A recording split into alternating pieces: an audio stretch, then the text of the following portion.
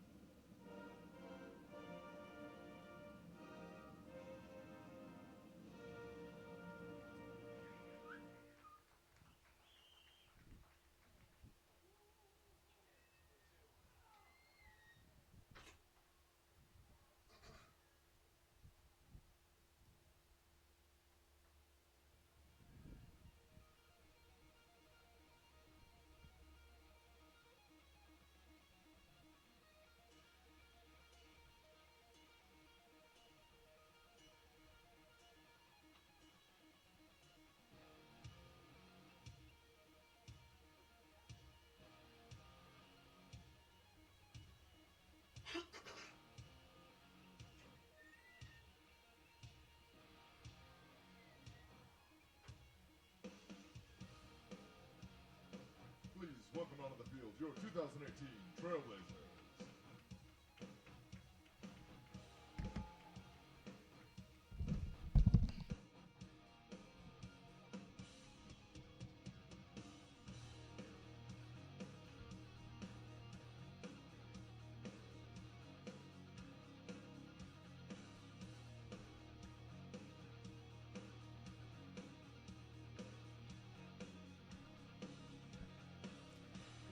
Baseball fans, good afternoon and welcome inside today's Dixie State baseball broadcast. Game 2 of a 4-game set between the Trailblazers of Dixie State University and the Sunbirds of Fresno Pacific University.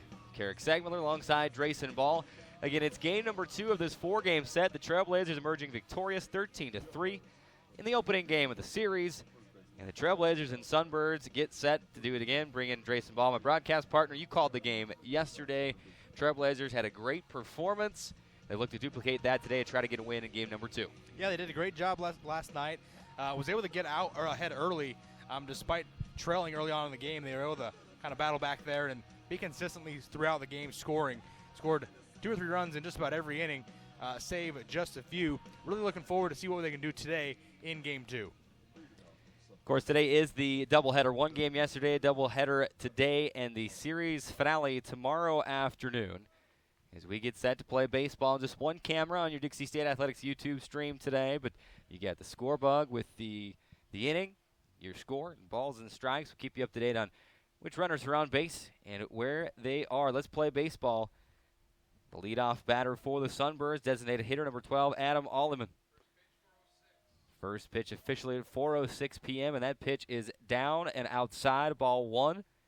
As Alleman steps into the box. .310 batting average. 22 hits, 71 at bats, 7 RBIs so far this season. Second pitch from your starting pitcher, Jaden Murray. Will get you all of the lineups here in just a moment. Count goes to 2 balls and 2 strikes. Yeah, and Carrick, you and I called the game a couple weeks ago when we saw Jaden Murray put together a beautiful performance and looking to see if he can do the same thing this evening.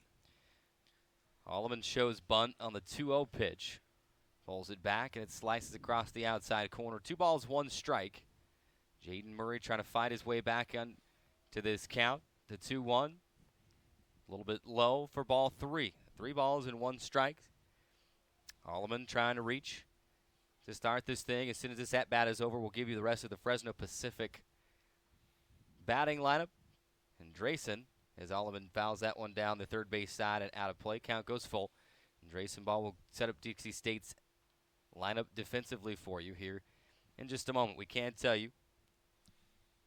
Umpires today behind the plate, John DeLuca at first base, Glenn Belongao, and at third base, Anthony Prater. Alleman takes a cut at the 3-2 again and fouls it. This time pulls it out of play down the third base side, We will reset and do it again with a 3-2 count. Yeah, and Murray battling all the way back, found himself down 3-1 early on in the count. Has now got Alleman to chase 2 pitches for foul balls to get him back 3-2. The 3-2. Stop me if I've said this before. Fouled out of play. We'll bring it back and do the full count pitch over one more time. This is the 22nd edition of Dixie State versus Fresno Pacific. Trailblazers holding a 14-7 all-time edge in the series, including an 8-1 mark here at Bruce Hurst Field. The 3-2 offering, a little bit high and inside, and Adam Alleman on with a leadoff walk, which will bring to the plate second baseman Jared Antone. Wearing number 11, following Antone, batting third and playing first base, Hunter Villanueva. Following Villanueva, the catcher, Braden Frankfurt, and on to third baseman Ross Dodds, batting sixth, playing left field will be Hayden Haynes, batting seventh, playing shortstop Tristan Alvarez. As the throw over to first, trying to get Alleman. They can't get him. So Murray yet to deal a pitch to Antone. Tristan Alvarez again batting seventh, playing shortstop. Batting eighth, playing right field, Derek Arkillian.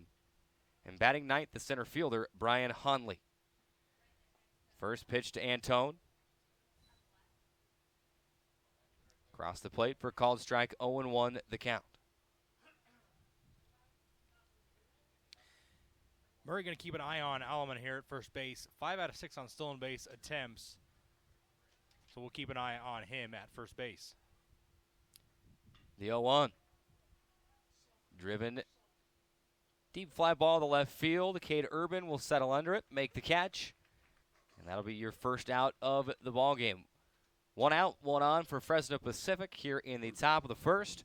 Runner on first is Adam Alleman, and that will bring the first baseman Hunter Villanueva to the plate. Villanueva so far this season, .318 at the plate, 27 hits, 9 home runs. How about 22 runs batted in? And Villanueva hit a deep home run last night out to deep left center field in the second inning. Was a solo shot yesterday as he takes the ball upstairs. Obviously would like to do some damage in that regard as well. Indeed, he did have that home run to give Fresno Pacific the 1-0 lead in the top of the second yesterday. 1-0 the count to Villanueva. Second pitch misses as well. 2-0 the count. Of course, that lead did not last long last night as the Trailblazers scored 2 runs in the second, third, and fourth inning.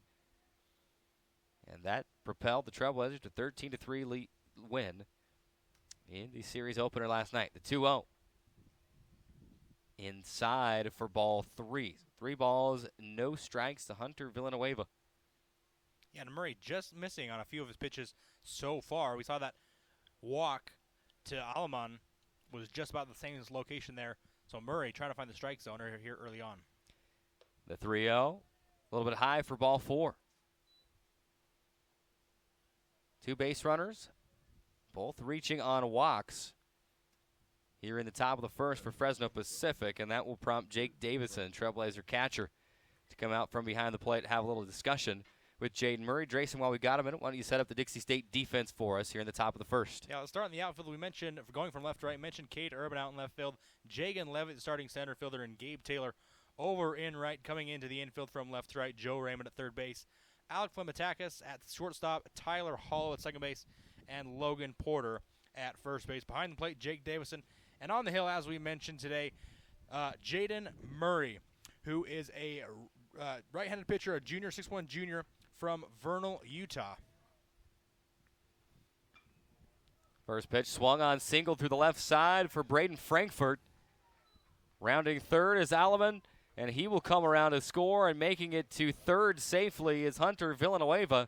It'll be an RBI for Braden Frankfurt, and Fresno Pacific will take a 1-0 lead here in the top of the first. Yeah, and Frankfurt got the Dixie State infield had shifted, played Frankfurt, the left-handed hitter, moved their infield. The shortstop Fleming Tackles was playing all the way on the right side of the infield behind second base, and Frankfurt just took that pitch to left field, beating the shift, and Alaman was able to come all the way around from second to score. So it's a single through the left side, advance to second on the throw. First pitch to Ross Dodds, outside and down in the dirt for ball one. 2 on, only 1 out here in the top of the first, and the Sunbirds lead it 1-0 on the RBI single by Braden Frankfurt.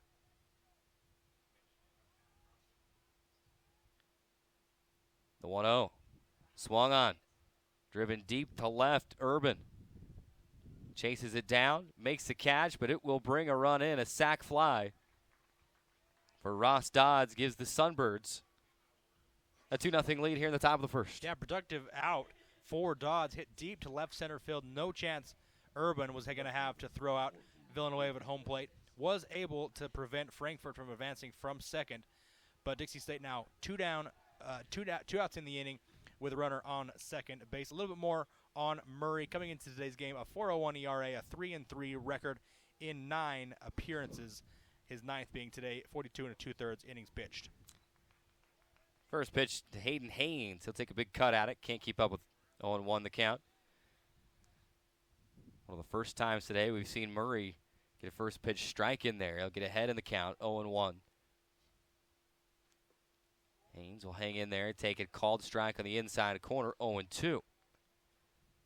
And if we remember, Carrick, last time you and I were calling a game together, Murray was on the hill. He struggled a little bit early on. I think in the second inning he gave up 2 or 3 runs, but after that he really settled in. We'll see if he's able to do that tonight.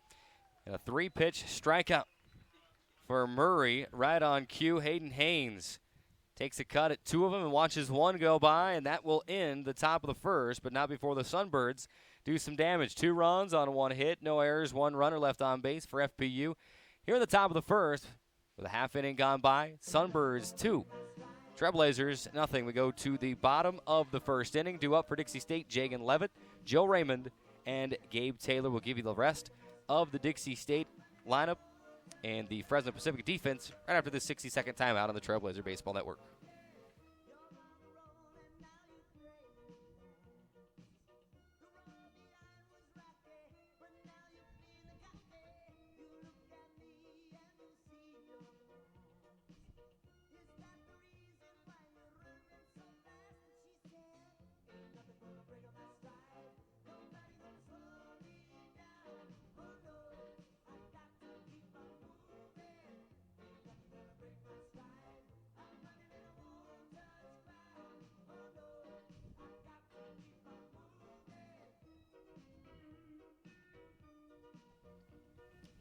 Welcome back to Bruce Hurst Field, the 2-0 lead for Fresno Pacific. As we head to the bottom of the first, the Sunbirds putting 2 up on the board in the top of the first.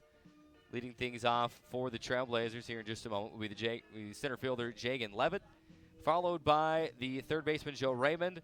Batting third will be the right fielder Gabe Taylor. Should we get that far, the first baseman Logan Porter step into the box, and from there batting fifth, the designated hitter Jake Engel. Batting sixth, second baseman, your reigning Pac West Freshman of the Week, Tyler Hollow. Batting seventh, the catcher, Jake Davison. Batting eighth, the left fielder, Cade Urban. And batting ninth, the shortstop, number 15, Alec Flemitakis. Levitt will step in for the first Dixie State at bat of the night. Levitt, 297 batting average, 27 hits, and 91 appearances at the plate. Take a quick look at what Levitt did last night. 1 for 2. He drew 3 walks. Levitt's so good at getting on base, whether it's via hit or drawing a walk or getting hit by a pitch. First pitch to Levitt, misses, ball 1. Yeah, you mentioned a .439 on-base percentage for Levitt. 3 walks and also a hit by pitch last night. Scored on all 4 times he reached base. Take a swing at the 1-0. fly ball to left field. Hayden Haynes settles under it, makes the catch easily. And Jagan Levitt is retired for the first out Joe Raymond. of the bottom of the first. It'll bring the third baseman to the plate, Joe Raymond. Well, we've got a quick minute. Drayson set up the Fresno Pacific defense for us. Let's start with the outfield, left to right. Left fielder Hayden Haynes. In center field, Brian Hunley. Over in right field, Derek R. Killian. In the infield, from left to right, third baseman Ross Dodds. Shortstop Tristan Alvarez, as strike one is offered to Joe Raymond. Second baseman Jarrett Antone, and first baseman Hunter Villanueva behind the plate, as we mentioned earlier. Braden Frankfurt, and on the hill for the Sunbirds, Alex Garcia, who is a 5'9" junior from Exeter, California. The 0-1 laced down the third baseline, but just foul. And Raymond will go behind in the count 0-2. That is extra bases if that stays in fair territory.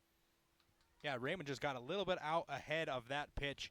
Not able to keep it fair. A little bit more on here on Garcia. Comes in today with a 4.2 record, 1.11 ERA. Sorry, 1.18 ERA in 8 games started to this year. The 0-2, a little bit high for ball one. Frankfurt drops the ball behind the dish afterward, but nobody on base. No harm done. 1-2 the count.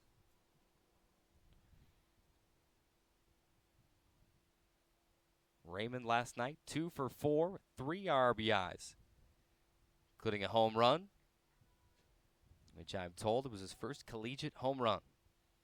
And that was a no-doubter last night. Carrick just over the left field wall, just barely snuck over, got into those trees there, but pretty obvious to tell off the bat it was going to leave the yard. Count even, 2 balls and 2 strikes. The 2-2 swung on, driven down the third base line into left field, but foul. And that will hit the fence, keeping that ball out of the practice field down that left field line. Dixie State, can't really see it in your picture, but just off to the left of your picture, for those of you watching, it's not a full field, but it's a full infield, bases and whatnot. They can go in there and take infield. They don't have to put all the wear and tear here in Bruce Hurst Field. The 2-2 into foul territory down the first base side, and Hunter Villanueva will make the catch in foul territory for the second out of the Trailblazer half of the first inning. Yeah, good play by Villanueva. Drifting back in foul territory. A tough play for a first baseman to make with the angle coming off the bat. Villanueva was able to drift back a few steps to his left and make the play for the second out of the inning. They'll bring Gabe Taylor, the right fielder, to the plate. Taylor so far this season batting .374. Last night, Taylor went 4 for 5 with 3 RBIs. First pitch, foul tip, 0-1 the count. And Taylor was our Trailblazer player of the game last night. 4 for 5, 4 singles. As you mentioned, Carrick, a handful of RBIs. Really a key player in the middle of Dixie State's lineup last night en route to a 13-3 victory.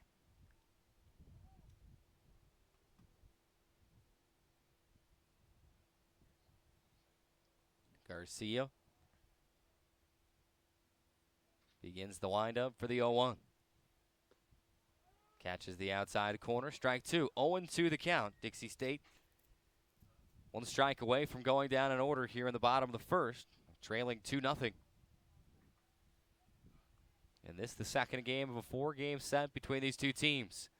The 0-2 popped up shallow center field. Second baseman going to come over and make the catch. It's Jarrett Antone. Comes over, makes the catch, and that will end the first inning. Dixie State goes down in order after 1 complete. Fresno Pacific 2, Dixie State 0. We'll take a 60-second timeout. Come back with the top of the second of the Trailblazer Baseball Network.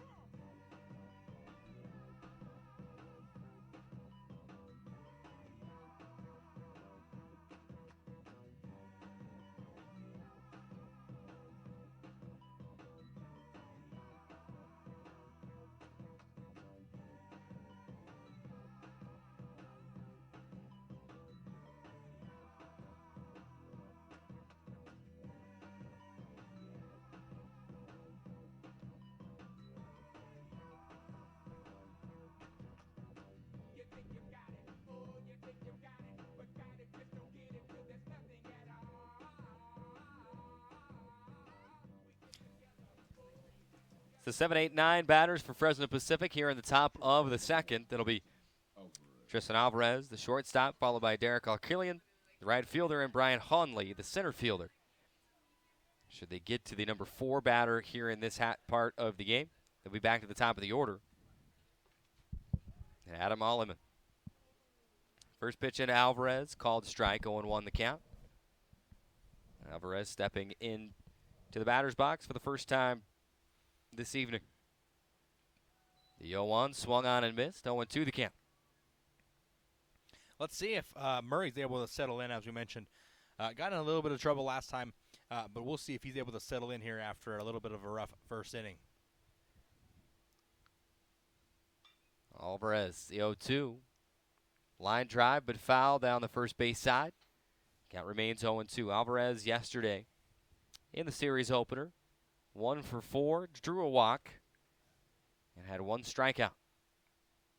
The 0-2 swung on and missed. Jaden Murray, second strikeout of the game.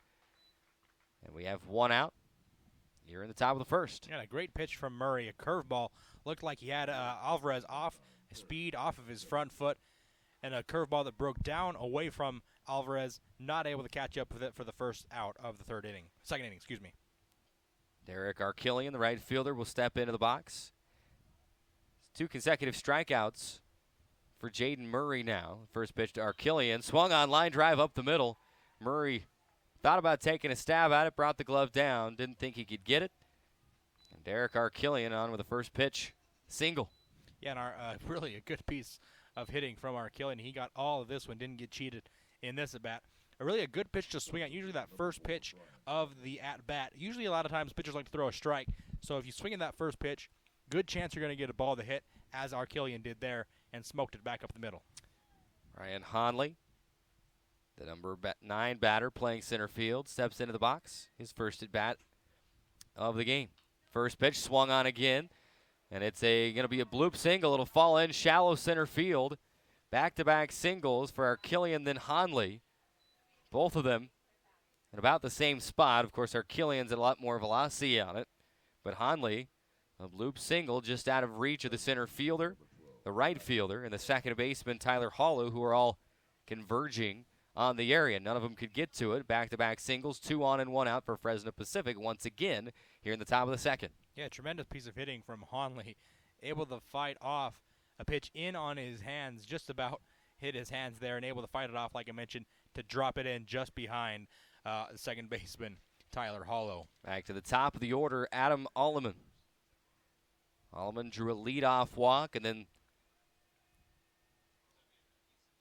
as he takes the first pitch in for a called strike, drew a leadoff walk, and then scored on a Braden Frankfurt single through the left side back in the first inning. It's 2-0 Fresno Pacific lead. 2 on and just 1 out here in the top of the second. The Sunbirds trying to put the 13-3 loss from last night behind them and do it quickly. The 1-1 going to hit down on the dirt. I couldn't tell if that just bounced off the dirt or whether Davison tried to block that one and just bounced to the right side. Either way, it's going to allow Derek Arquillian to advance to third. Yeah, just a kind of a tough pitch. It looked like it did catch, from my perspective, Carrick, that it did catch a little piece of Davison, but it bounced far enough away that he wasn't able to corral it fast enough for to nail Arquillian at third base. Yeah, just as I suspected, official ruling is wild pitch as that ball hit dirt first, and Davison did all he could to keep it in front of him. The ball squirted away from him. The 1-1, called strike on the outside corner. Count goes to 1-2. I had said it was the 1-1 pitch that got away, but it was the 0-1. Now the count 1-2. Aiden Murray would love to get a strikeout here, or some sort of a pop out or ground out. You can get that second out without giving up a run. You can get out of this inning unscathed still. Davison will step out, give some extra signals both to Murray and then out to the infield as to how they're going to play this thing. Runners on the corners, 1 out, 1-2 the count to Adam Alleman, leadoff batter for the Sunbirds. The 1-2, check swing down in the dirt, ball 2. And a much better job from Davison corralling that one as the ball was thrown in the dirt, but as we mentioned, Davison able to hold that one to prevent any further advance from the runners.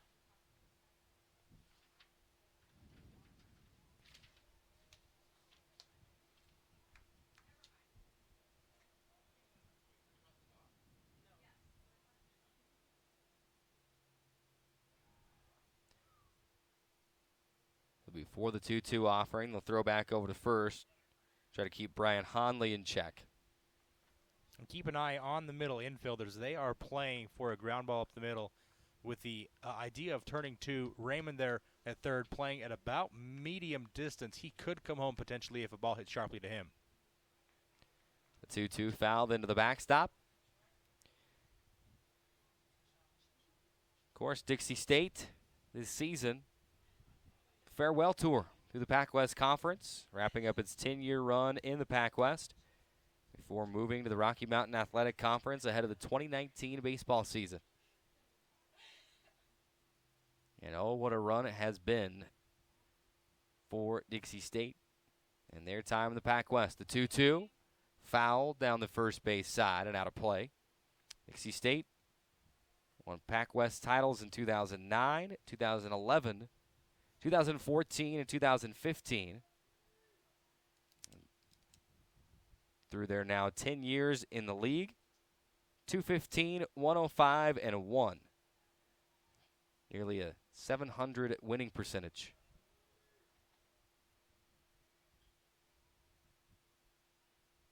The 2-2. Foul down the first base side. Alleman thought about letting that one go by, thought better of it. Quickly got the bat around to fight it off and get one more pitch. Yeah, unfortunately for Alleman, he didn't let it go by because it looked like it was a curveball coming in. It was going to catch the inside corner of the plate. Would have been strike three. Good piece of hitting just to foul that one off.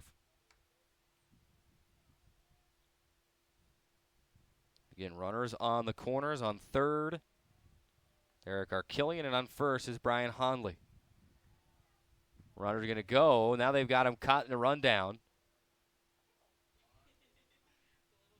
They're going to let the runner go. Now they've got a rundown between third and home, and they're going to get the out. Dixie State defense playing that one brilliantly as Fresno Pacific sent Honley from first to try to get caught into a rundown to try to allow Archillian to score from third. Eventually, a throw was made to Davison behind the plate, and Davison and Joe Raymond were able to track down Archillian to get the second out of the inning. Yeah, and if you were looking at a picture-perfect way to execute that play character we just saw it, Jaden Murray was able to execute the pickoff attempt, throw it back to Porter, got it to Flebatakis, who kept an eye on Archillian at third base, threw it to Davison at home, back to Raymond, and they executed that series of rundowns perfectly, keeping a run off the board. Honley now on second, the lone base runner. And a 2-2 count for Alleman. And it's going to hit him. Gets away from Murray, and it hits Alleman. He's on now with a walk in the first inning and a hit by pitch here in the second. And how important is that sequence of rundowns, the previous pitch, now that Archillian has reached, Alleman has reached on a hit by pitch. With no runner on third base, got a lot more options with runners on first and second rather than having loaded bases with just one out.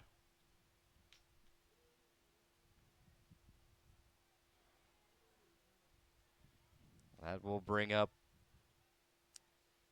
Jared Antone.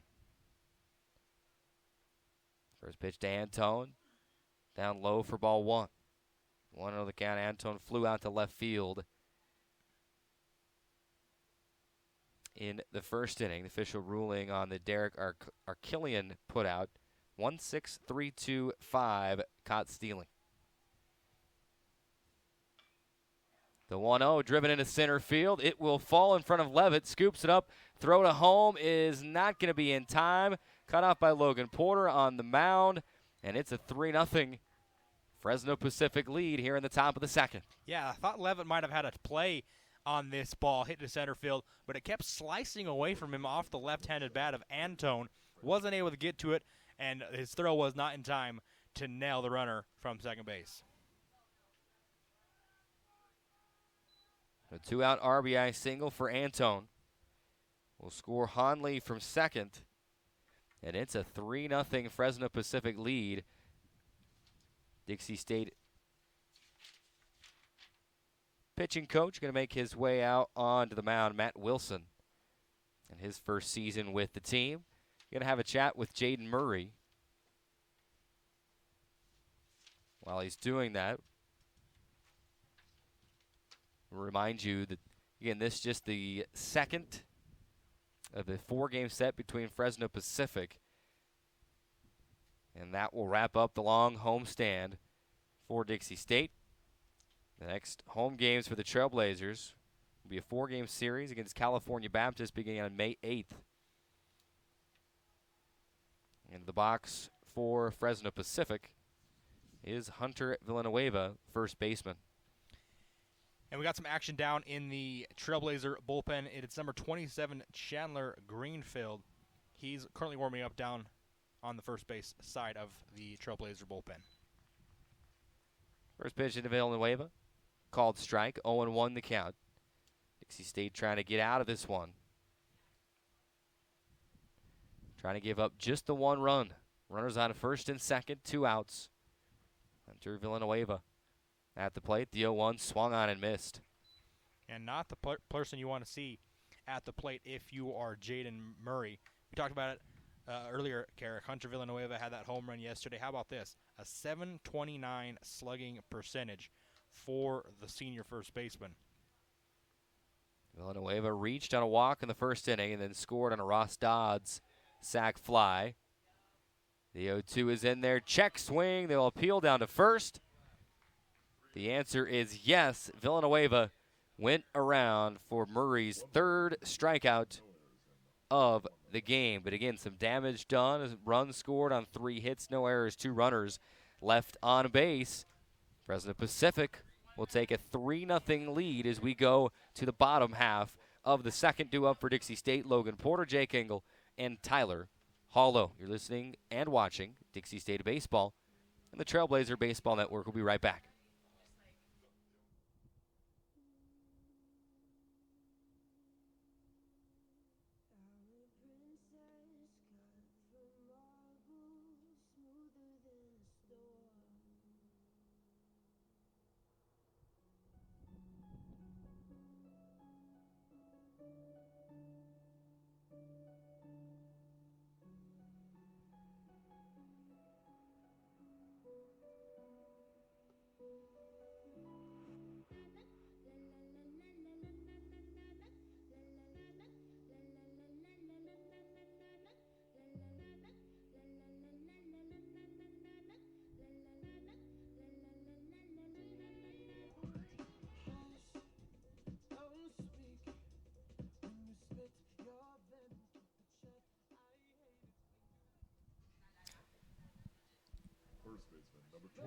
Welcome back to Bruce Hurst Field. Dixie State trailing Fresno Pacific 3-0 as we head to the bottom half of the second. Carrick Sagmiller, Drayson Ball with you on a beautiful Friday evening. What a way to get your weekend going. As Logan Porter will step in to the box for his first at-bat of the night.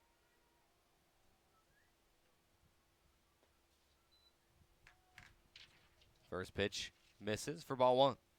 And you said it, Carrick. What a beautiful day for a baseball game. One of the best days of the year so far down in St. George. 83 degrees, but a nice overcast day. Perfect weather and comfortable for some baseball tonight. 1-0 will miss outside. 2-0 the count for Porter. Porter last night 2 for 3. Drew a walk as well. The 2-0. Inside for ball 3. Porter so far on the season, batting .330, 37 hits, 9 doubles, 4 home runs.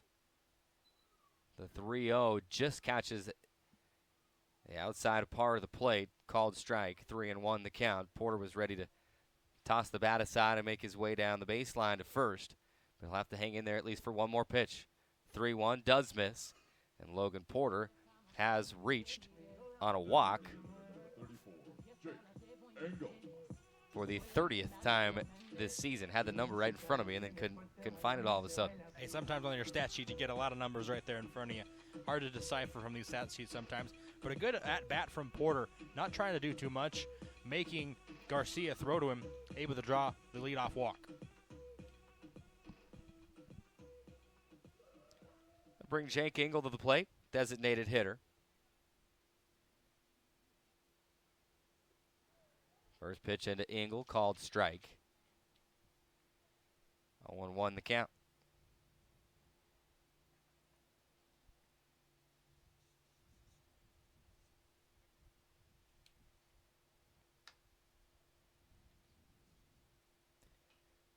The 0-1 fouled into the backstop. 0-2 the count, now to Engel.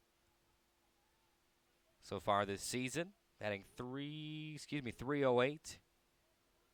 24 hits. 21 RBIs for Jake Engel.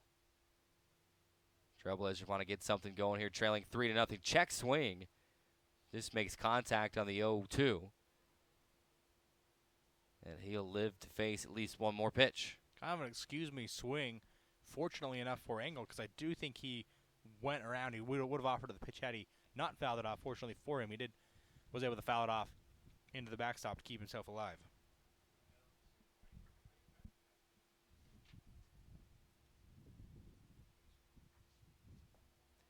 The 0-2 swung on and missed. And Jake Engel goes down swinging for the first out of the inning. Yeah, great sequence of pitches from Garcia. Was throwing a lot of fastballs early on in the count. Looked like he might have taken something off that one, maybe a changeup, but the bottom just fell right out of the bottom, and Engel was able to swing over the top. And we'll bring Tyler Hollow, second baseman, to the plate. First pitch to Hollow. It was a throw over to first. Hollow still awaiting first pitch visit at bat here. Again, Hollow, your reigning Pac West Freshman of the Week. First pitch outside for ball one. Hollow hit an even 600. 3 doubles, 3 RBIs, and 3 runs scored to help Dixie State to 4 wins and 2 series victories overall last week. Now that earned him Pac West Freshman of the Week honors. First Pac West Weekly Award of the year for the Trailblazers. Opposite field shot to left field for Hollow, but it will fall in the glove of Hayden Haynes for the second out of the inning. Yeah, well hit ball by Hollow. It took Hayden Haynes a few steps back behind him, but it was hit right at Haynes. He was able to drift back and make the second out of the inning.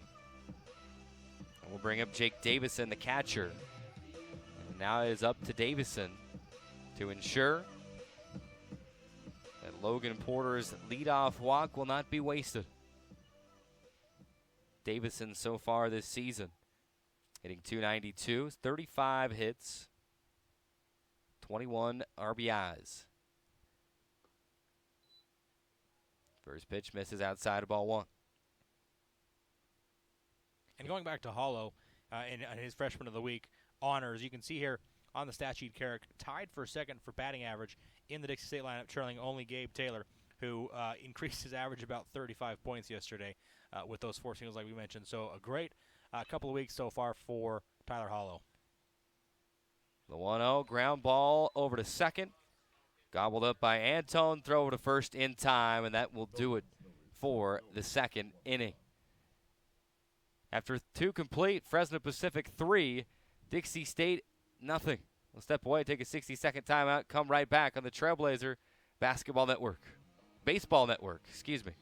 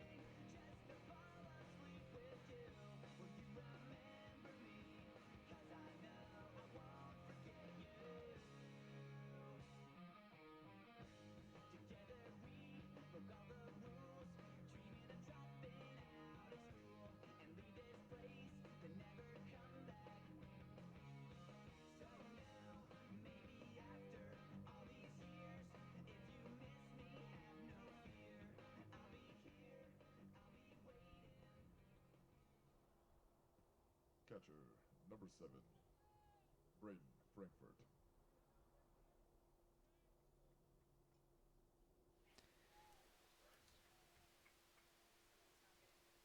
Top of the third we go. Fresno Pacific, 3-0 lead. Leading things off for the Sunbirds here in the top of the third. It's the batter who started it all, really, with an RBI single back in the first. Braden Frankfurt takes the first pitch in for a called strike. 0-1 the count. And Dixie State, as we mentioned before, playing Frankfurt to pull. Alec Levitakis is all the way on the right side of the infield behind the second base bag, as Hollow is deep into right field. Yeah, I guess I would say shallow right field, deep for second base. 1-2 the count to Frankfurt. You mentioned the shift on. The 1-2.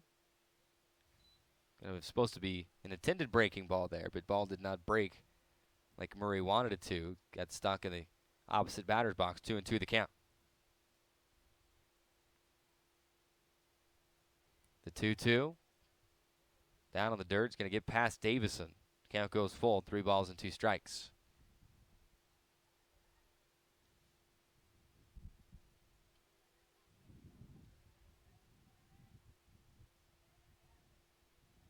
Remember last time Frankfurt was able to beat the shift, hit it into left center field.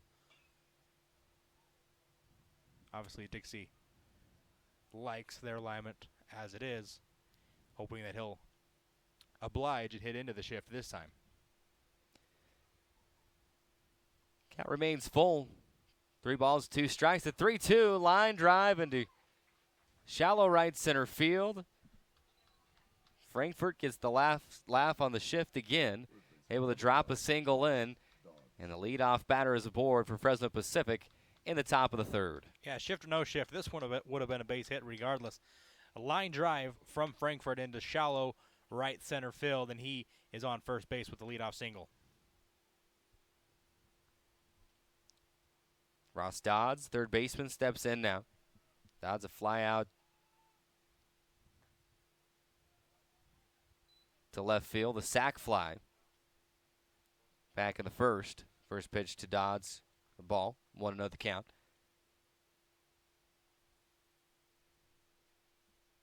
The 1-0, single through the left side. Frankfurt will move up to second. Back-to-back singles for Fresno Pacific, and that is hit number 6 on the day for Fresno Pacific. Yeah, Murray just not able to locate his pitches right now, leaving the ball a lot over a big chunk of the plate, and these FPU hitters aren't missing when they get an opportunity.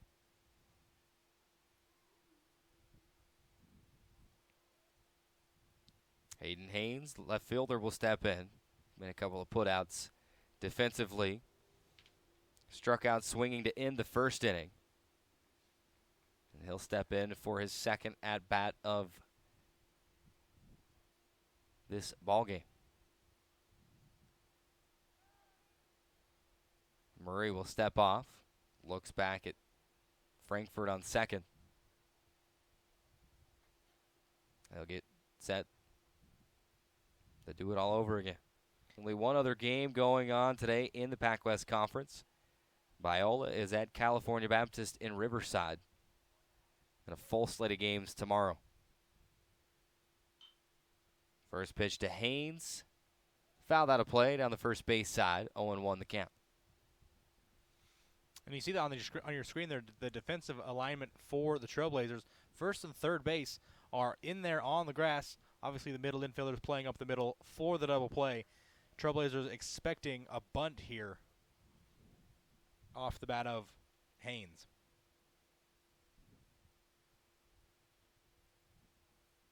Murray will step on the rubber, then steps right back off. And still action going in the Dixie State bullpen.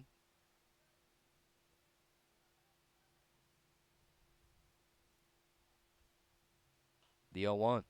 Foul over the backstop and out of play once again. 0-2 the count to Hayden Haynes. Dixie State has given up at least 1 run in the first 2 innings. And here in the top of the third, Fresno Pacific threatening again. Runners on first and second, nobody out. Hayden Haynes, your batter, facing an 0-2 count.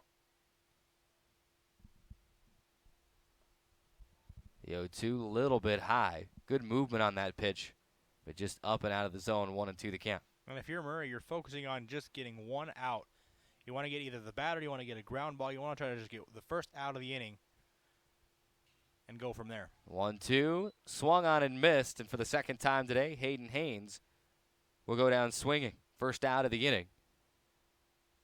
That will bring up Tristan Alvarez, who also struck out to lead off the second inning. Yeah, great pitch from Murray there. One of the best pitches we've seen him throw all game. Previous pitch on the 0-2, threw a curveball up in the zone, missed the zone high. This one throws the same pitch but down away from the zone and was able to get Haynes to chase it. Good setup pitch there and a out pitch there for Murray. First pitch to Alvarez, a little bit low, ball one.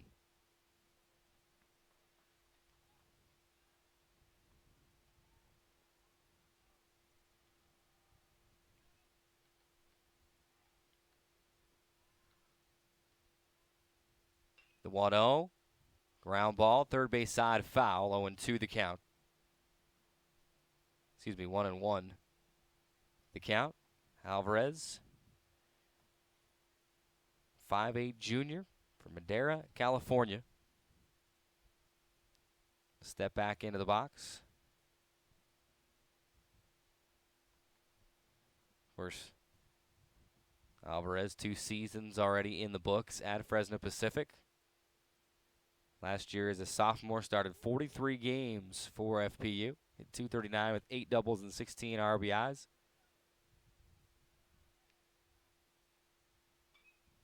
The 1-1, fouled out of play, out of the stadium. 1-2 the count.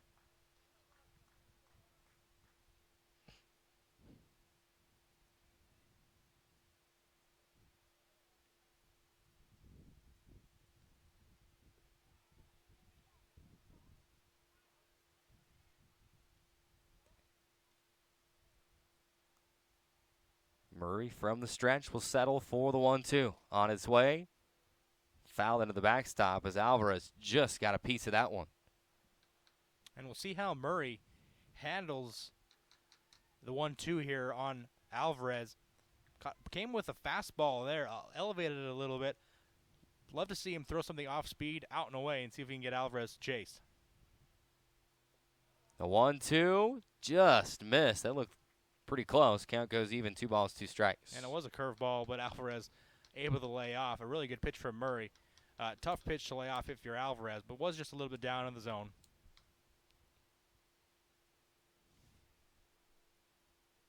Two and 2 the count. Runners on first and second. Now Braden Frankfurt and Ross Dodds. The 2-2. Pop up. Catch is going to be made by Tyler Hollow over at second. Had to chase it down a little bit. 1 foot on the grass as he makes the catch, but back-to-back outs now for the Trailblazers. One more, can get out of this thing unscathed. Yeah, a good play there by Hollow. Playing a little bit in on the infield in double play depth, as we mentioned earlier. A little humpback line drive by Alvarez, chased Hollow back to the outfield grass, able to come up with that one and prevent any advance by the runners. Eric Arkillian.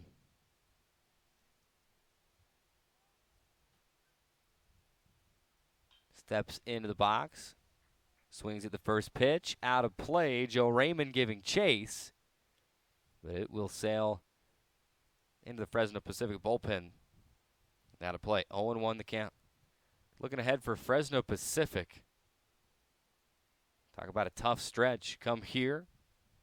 Play a team in Dixie State who's starting to get hot. Starting to figure some things out. You go back home to Fresno for a 4-game set with California Baptist. The 0-1, or Killian misses 1-1 the count.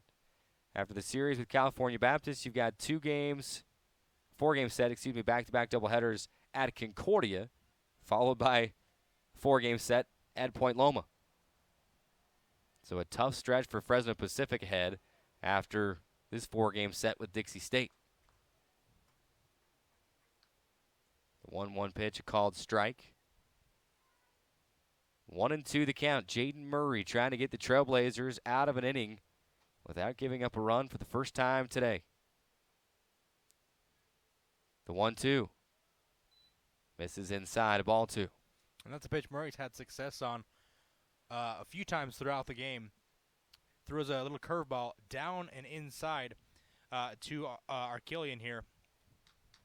Derek, however, able to lay off. The 2-2 outside, ball 3. Murray trying to get Archelian to chase. Archelian would not bite. 3-2. A good at bat for Archelian here. Found himself way behind 0-2. Has worked it back to full here. And the runners will be moving with 2 outs on the pitch. The 3-2. Called third strike. Home plate umpire John DeLuca a little bit slow to make the call, but he was certain of it. Called third strike. Archelian goes down looking, and after back-to-back singles to open the inning, Jaden Murray mows down the next 3 batters, and Dixie State gets out of the inning unscathed. After 2.5 played, we go to the bottom of the third. Fresno Pacific 3, Dixie State 0. Take a quick break and come right back on the Trailblazer Baseball Network.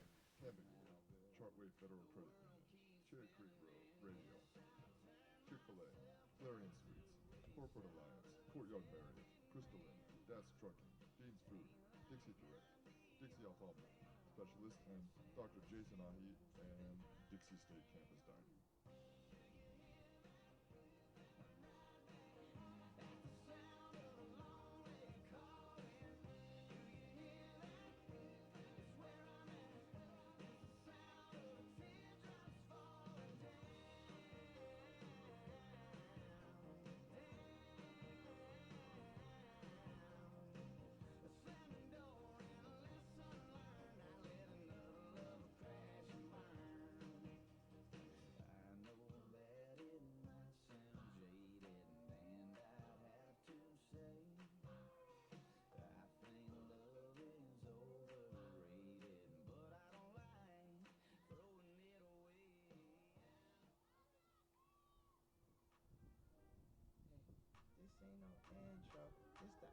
Left fielder, number 44, Cade Urban.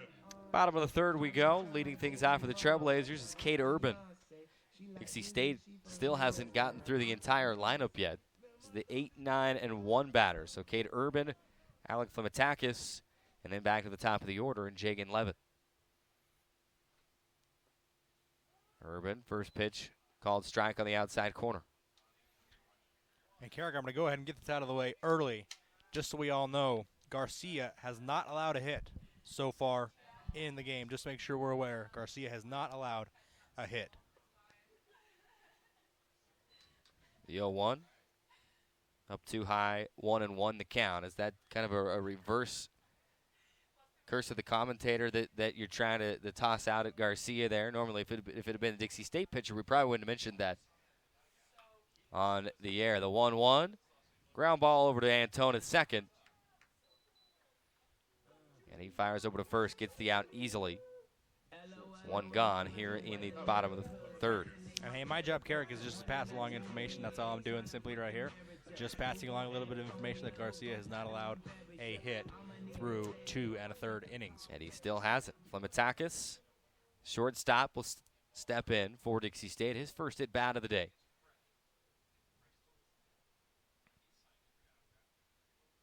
First pitch from Garcia. High and inside for ball 1.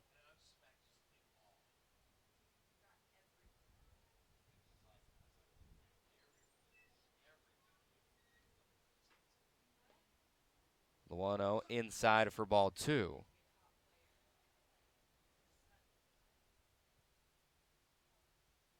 Not only has he not given up a hit yet, he's only allowed 1 base runner through the first 2 1/3 inning of this game. Ball 3, though, to Alec Flimatakis. He'll try to get on with 1 out. The 3-0. Watches that one slice across the heart of the plate. 3-1 the count. Yeah, all bets are off here for Flimatakis. 3 balls, 1 strike. Going to get a pitch to hit, I'd imagine, here Let's see what he does with it. The 3-1. Off the hands. Will it fall in? No. Basket catch on the run by Tristan Alvarez for the second out of the inning. And this is the only play Alvarez had. If he doesn't get to this ball, Plymouth with his good speed is going to make it down to first. But fortunately for the Sunbirds, Tristan Alvarez able to come in, crash on this one, and catch it on the infield grass.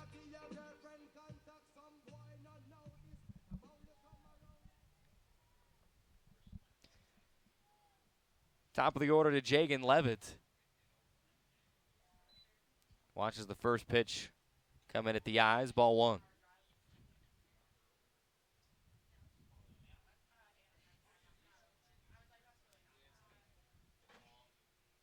The 1-0 swung on, a fly ball, shallow left field. Alvarez coming out from short. He'll stop as Haynes calls him off, and it makes the catch. 3 up, 3 down. And Alex Garcia still has not given up a hit through 3 complete. Fresno Pacific 3, Dixie State 0. Jaden Murray going to make his way back out for the Dixie State defense. And the Trailblazers get something going. We'll find out as we go to the 4th here on the Trailblazer Baseball Network.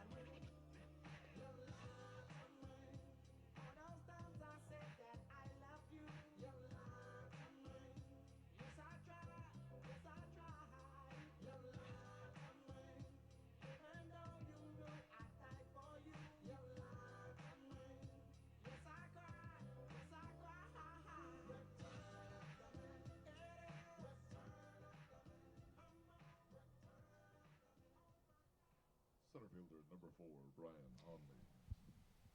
To the 4th we go. Fresno Pacific, a 3-0 lead, leading things off.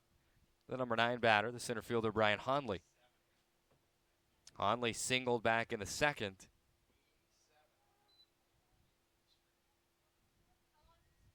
Came around to score the 3rd Fresno Pacific run of the game. 1-1 the count to Honley. And a 0 put up on the board from Murray in the top of the 3rd inning. See if he's able to do it again here in the top of the 4th. The 1-1 misses outside, ball 2. As we mentioned, a tremendous 3rd inning from Murray. After allowing the first 2 runners to reach, got 3 consecutive outs to get out of the inning. The 2-1 line drive over to Flimatakis at shortstop. Makes a catch easily for the first out of the inning. Yeah, one of the easiest plays Flimatakis will have all evening, more than likely. Line drive would hit right to him. Didn't have to move an inch. Was able to make the play for the first out of the inning.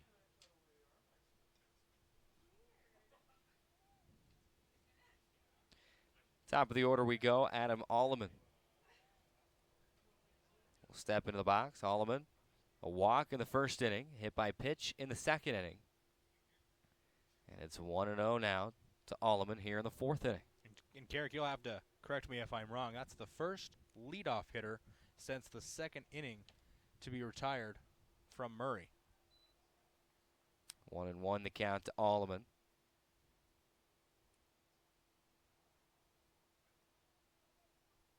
Might be, I have to look at it a little closer. It might be, indeed, there you go. 2nd inning. I know how to write in the book. I just can't find my way back. 1-2 now the count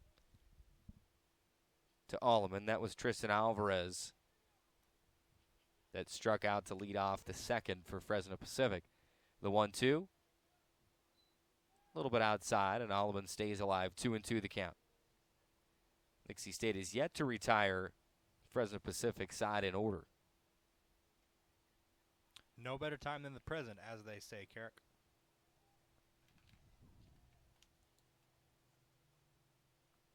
The 2-2 catches the outside corner, and Adam Alleman will go down looking. Yeah, a great pitch from Murray here. Caught the outside corner. A good strike zone there if you're the Trailblazers from John DeLuca, retiring the previous batter on the last inning on a called third strike, as well as Alleman here.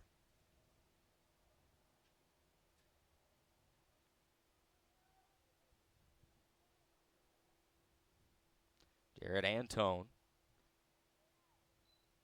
step into the box for his third at bat of the game. Watches the first pitch go by for ball one. Antone fly out to left, an RBI single through the left side back in the second. Fouls the second pitch off, 1-1 the count.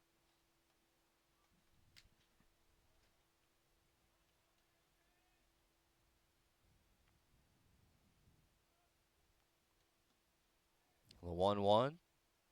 Inside for ball two. Antone had to dance away from that one just a little bit. 2-1 the count.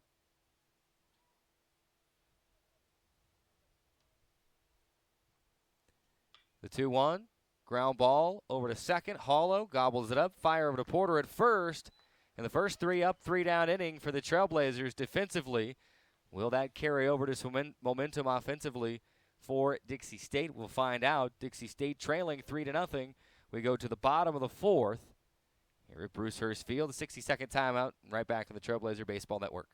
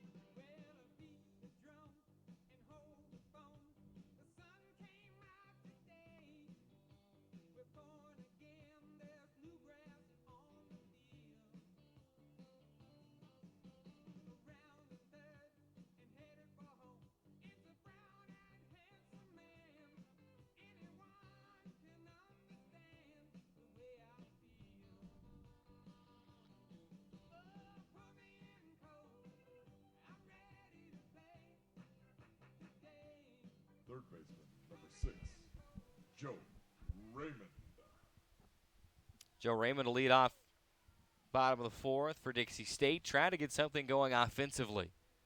So far, no hits as we enter the bottom of the fourth inning. Only base runner to reach so far for Dixie State was Logan Porter back in the second, and he drew a walk and was stranded there. First pitch to Raymond, in for a strike, 0-1 the count. And you saw Raymond square around to bunt there. Ross Dodds crashing from third base. We'll see if Raymond tries to get himself on with a little bunt single here. The 0-1. Foul out of play, 0-2 the count.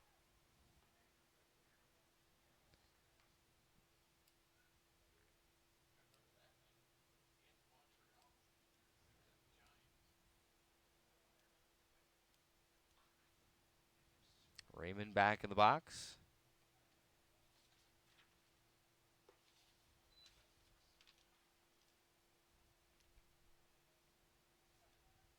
0-2 misses, 1-2 the count. Dixie State wearing the white uniforms tonight. Red numbers, blue trim. The 1-2, ground ball, the short, scooped up, fire over to first in time. Textbook as Alvarez scoops it up. Fires over to Villanueva at first for the 6-3 putout. Sunbirds had trouble. The Trailblazers played perfectly there. Ball hit right to Alvarez. Easy play to scoop it up and throw it across the diamond for the first out of the inning.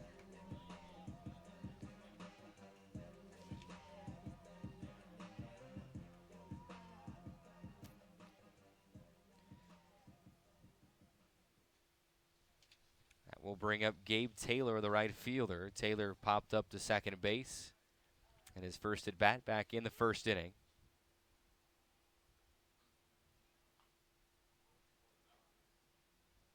Takes a cut at the first pitch, and that went just off the end of the bat, barely got anything of it.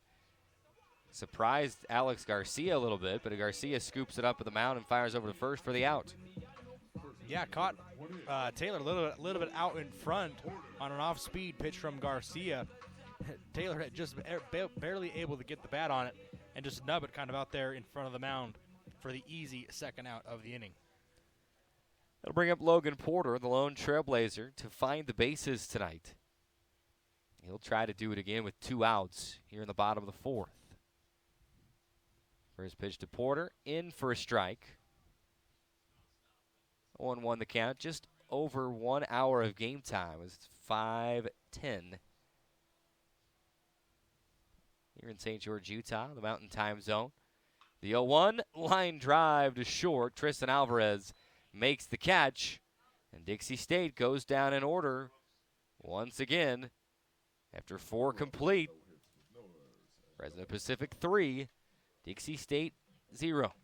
Short break and right back on the Trailblazer Baseball Network. The official kids club of Dixie State Athletics. Sign up today for free admission to all Dixie State athletic home events, birthday greetings from Brooks, opportunities to meet Dixie State student athletics, athletes, and coaches, and much, much more. To sign up, visit DixieAthletics.com. Thanks, Chick-fil-A, for being a proud sponsor of our Brooks Buddies Club.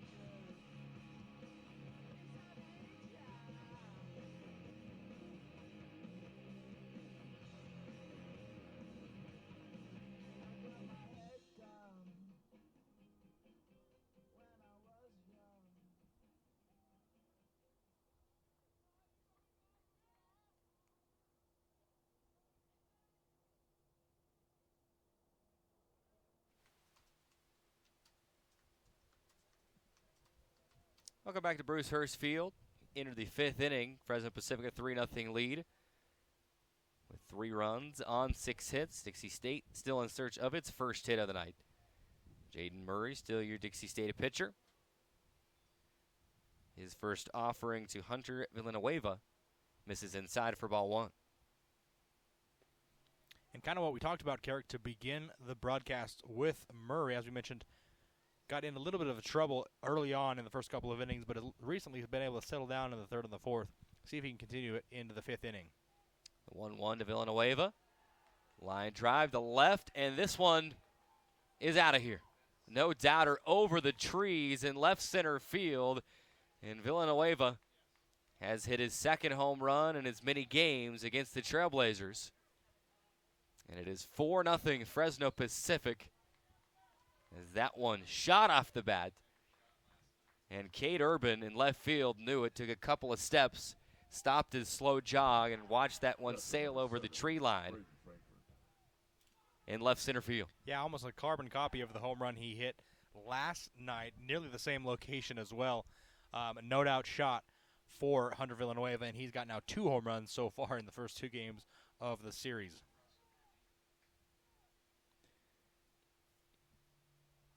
That'll bring up Braden Frankfurt, the catcher. Frankfurt shows bunt, pulls it back. The first pitch is in for a ball. 1-0 the count to Frankfurt.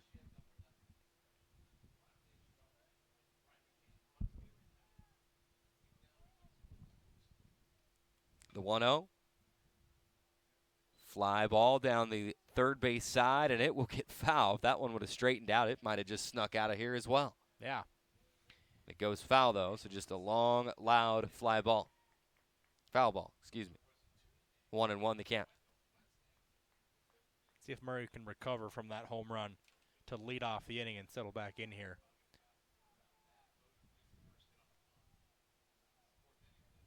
A 1-1 to Frankfurt. Ground ball. The shift is on. Flemitakis will fire to first, and they get the out. And excuse me, that's not Flemitakis. It's Tyler Hollow who was playing in shallow right field, and Flimatakis was over covering second base. My bad. And for the first time this evening, the Dixie State shift on Frankfurt is executed to perfection. Hit it right to Tyler Hollow, as you mentioned, Carrick, in shallow right field. Hollow just able to beat his man by half a step at first base. Ross Dodds. Step in the box. First pitch in for a strike. 0-1 the count. It was a leadoff home run by Villanueva last night. Excuse me, not a leadoff home run, but a solo home run that gave FPU a 1-0 lead that kind of woke Dixie State up. Well, his solo home run to give the Fresno Pacific Sunbirds a 4-0 lead. Do the same here today. The 1-1 off the wall in left field. The throw to second, but nobody there. It'll be a double for Ross Dodds. There was no one there to cover the bag. A great throw by Kate Urban at the warning track. But neither Flimatakis or Hollow was there to cover the bag. Yeah, this one almost snuck out of here as well. I'm not sure if you were able to tell. Just about missed this one by about a foot. Out there on the left field wall, you see those green paddings, those stripes, go nearly up to the top of the wall. The ball hit just off the top of one of those green pads out there, about maybe 12 to 18 inches from the top of that poly cap there, that yellow line, from sneaking out of here. And fortunately for the Trailblazers, that one stays in the ballpark. But Dodds finds himself at second base with one out now in the inning. Hayden Haynes will step in. The left fielder so far 0 for 2 with 2 strikeouts.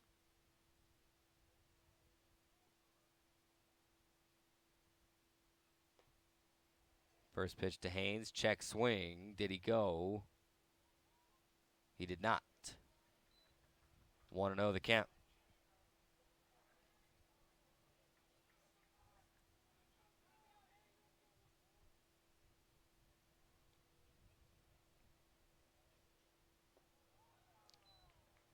Misses as well. 2 balls, no strikes to Hayden Haynes, and he's just trying to get on base for the first time today.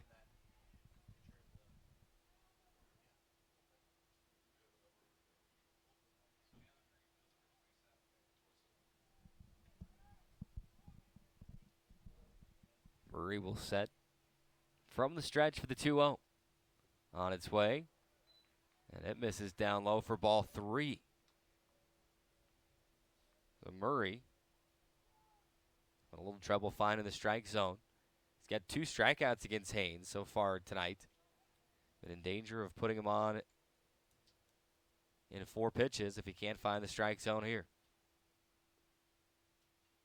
The 3-0 will miss inside, and a 4-pitch walk issued as Hayden Haynes finds the bases for the first time today. And that will reactivate the action in the Dixie State bullpen.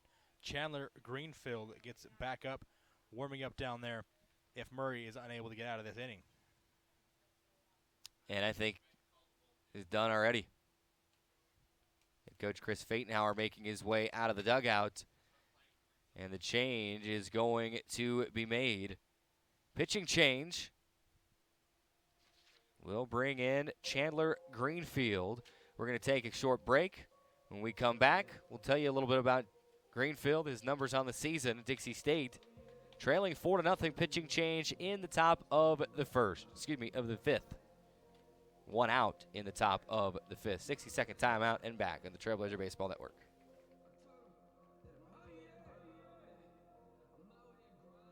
Fans, your attention please. Now pitching for the Trailblazers, number 27, Chandler Greenfield.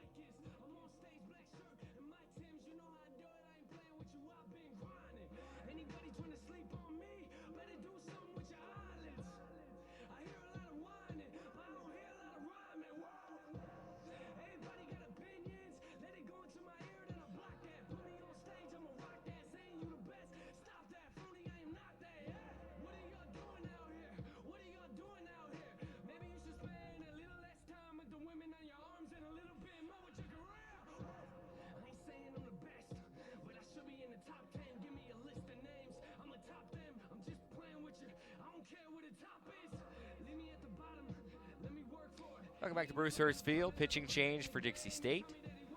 Chandler Greenfield entering for Jaden Murray. Murray's day is done. He goes 4 1/3 innings pitched. He gave up 4 runs on 8 hits. All of those runs are earned. 6 strikeouts for Jaden Murray. But his day will end in the top of the 5th. Drayson, what can you tell us about Chandler Greenfield? Yeah, 6'2" junior from Twin Falls, Idaho, making his 10th appearance, his 9th out of the bullpen in relief so far this season, coming in with a 1-0 record, a 5.31 ERA through 20 1/3 innings pitched, 24 hits allowed, and 12 earned runs, just 6 walks and 21 strikeouts for the junior from Twin Falls, Idaho. Tristan Alvarez will step in for Fresno Pacific. The shortstop struck out in the 2nd inning, lined out to second base in the 3rd inning, and he's back at the plate with 2 on and 1 out here in the top of the 5th.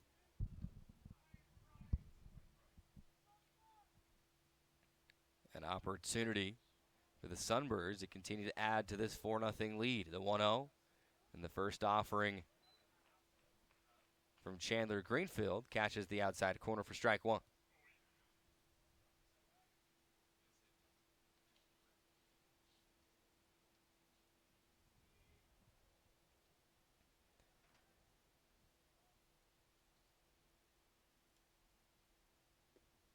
The 0-1 misses outside and low, 1-1.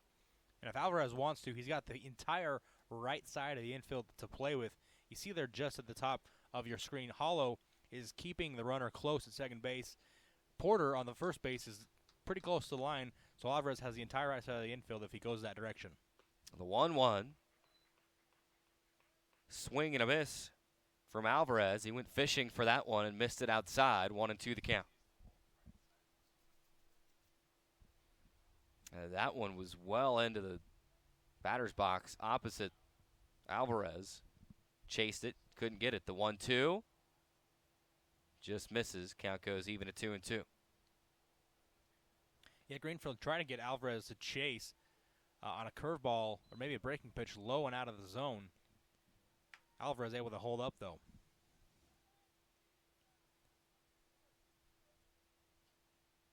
The 2-2, swing and a miss. And the first strikeout of the game for Chandler Greenfield and the first batter that he faces.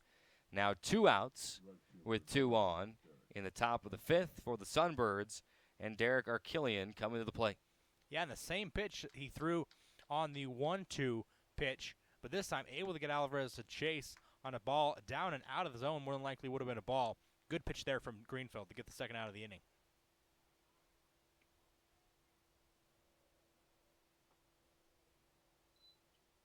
First pitch to Arkillian. Well outside for ball 1. Davison does a good job of making sure he snares that one. Don't need to allow these 2 base runners to move up any further than they already are. 1-0 the count.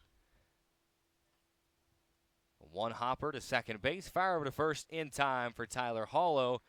1 run is scored with a pitching change. Allows Greenfield to strand the other 2 runners at first and second. Still not an insurmountable deficit for Dixie State, trailing 4-0 heading to the bottom of the 5th. You think time's starting to tick away a little bit in this game. If you're the Trailblazers, you got to start chipping away at the lead. We'll see if they can do it in the bottom half of the 5th. Fresno Pacific 4, Dixie State 0 here at Brewster's Field on your Trailblazer Baseball Network.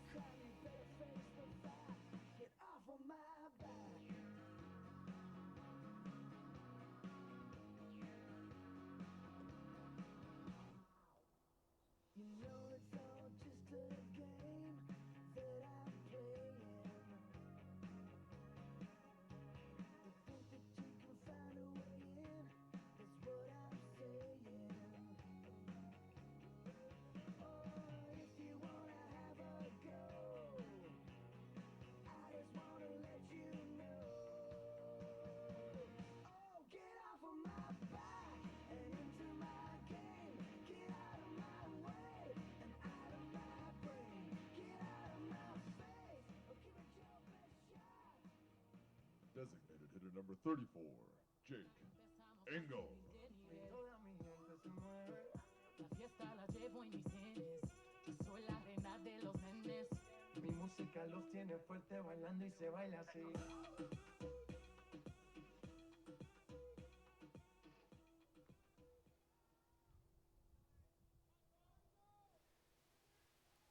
In the bottom of the fifth, leading things off for the Trailblazers, the designated hitter, Jake Engel. Engel, just his second at bat of the game, struck out back in the second inning. 1-0 the count here in the fifth. 1-0 in for a strike. Pitch fooled Engel. Thought it was going to miss inside, but then it broke and caught the corner.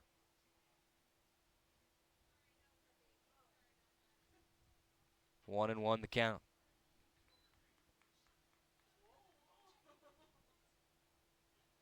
Count now to 1-2. Jake Engel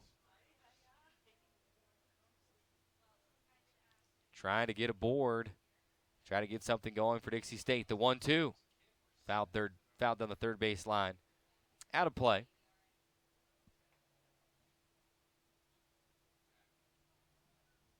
Be a good time for the Trailblazers to get something going here with Engel, a 308 batting average coming into today, followed by a couple of hitters there right into the 300 mark. The 1-2, fly ball center field, easy catch for Brian Honley. First out of the inning is recorded.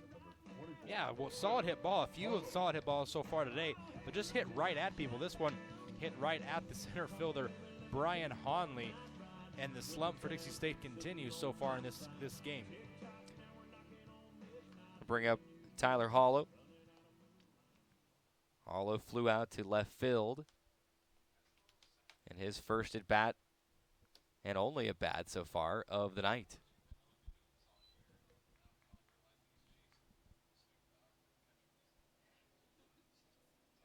First pitch into Hollow, 0-1 the count.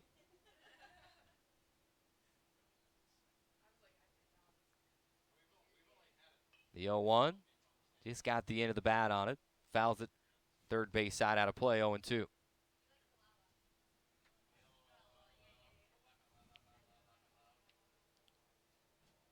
Sun has gone behind the clouds here. Approaching 5:30 local time here on a beautiful Friday afternoon.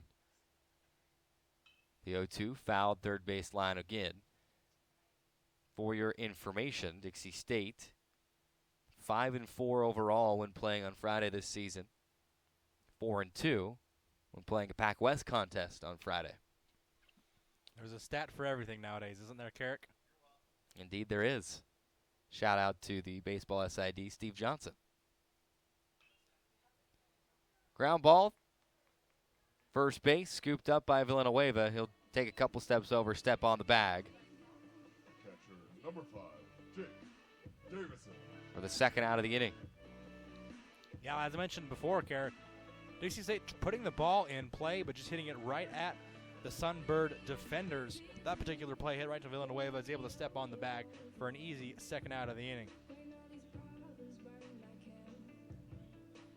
Bring up Jake Davison, the catcher. Davison grounded out to second base in his first at bat.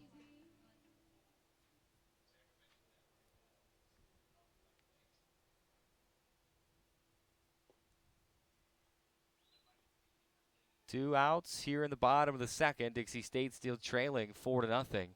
They've not been able to solve Alex Garcia. Times they, as Davison shows bunt, pulls it back, ball 2. Times they have gotten their solid piece of the bat on it. It's gone right to somebody.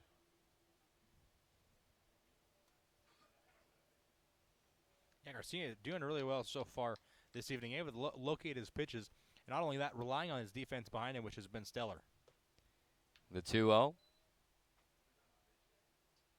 Up high for ball 3. 3-0 the count. There have been, let's count them up, 1, 2, 3, 4, 5, 6, 7, 8, 9, 10, 11. This is the 12th at bat as the count goes to 3-1 since Logan Porter reached on a walk back in the second inning.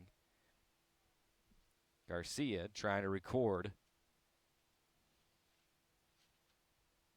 12 consecutive putouts. Fly ball center field. Falls down and he still makes the catch. Brian Honley trying to plant and change directions. Slipped, got back up just in time to make the catch. And that's the kind of day it's been for the Trailblazers. A solid hit ball again. Thought this one might have gotten over the head of Honley. He slips, falls down, but able to recover to make a tremendous play out in center field. 13 consecutive batters retired for Alex Garcia. And we go to the 6th inning. Dixie State trailing 4-0 here on your Trailblazer Baseball Network. Fabulous Freddy's, Forever Young Fine Jewelers, Hampton Inn, Heinrichsen, Butler, Honolulu Grill, Holiday Inn Express and Suites, Hungry Howie's, Intermountain Sports Medicine, Jamba Juice, Jones Paint and Glass, Jimmy John's, Leaders, KSL Classifieds, Les Olson Company, McElbee's, McMullen Legal Group, Megaplex, Mountain America Credit Union, MRW Design, Nelson Bros Student Housing, and Oral and Facial Surgery Institute.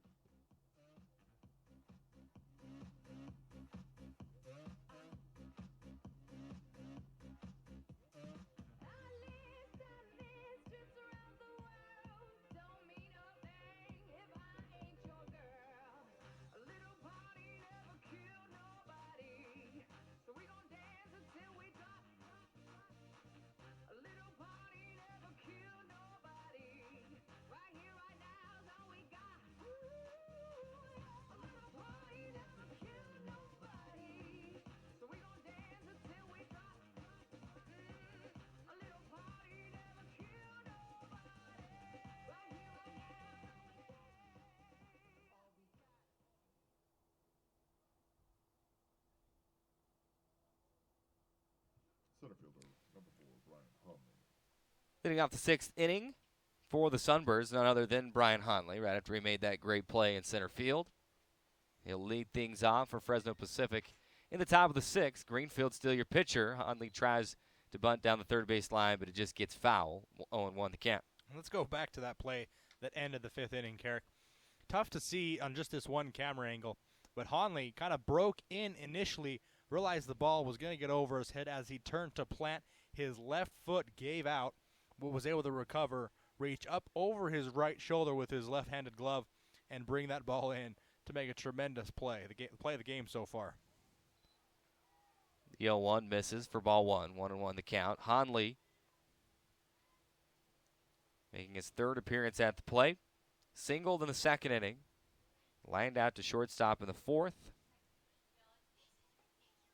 1-1 the count. We'll go to 2-1.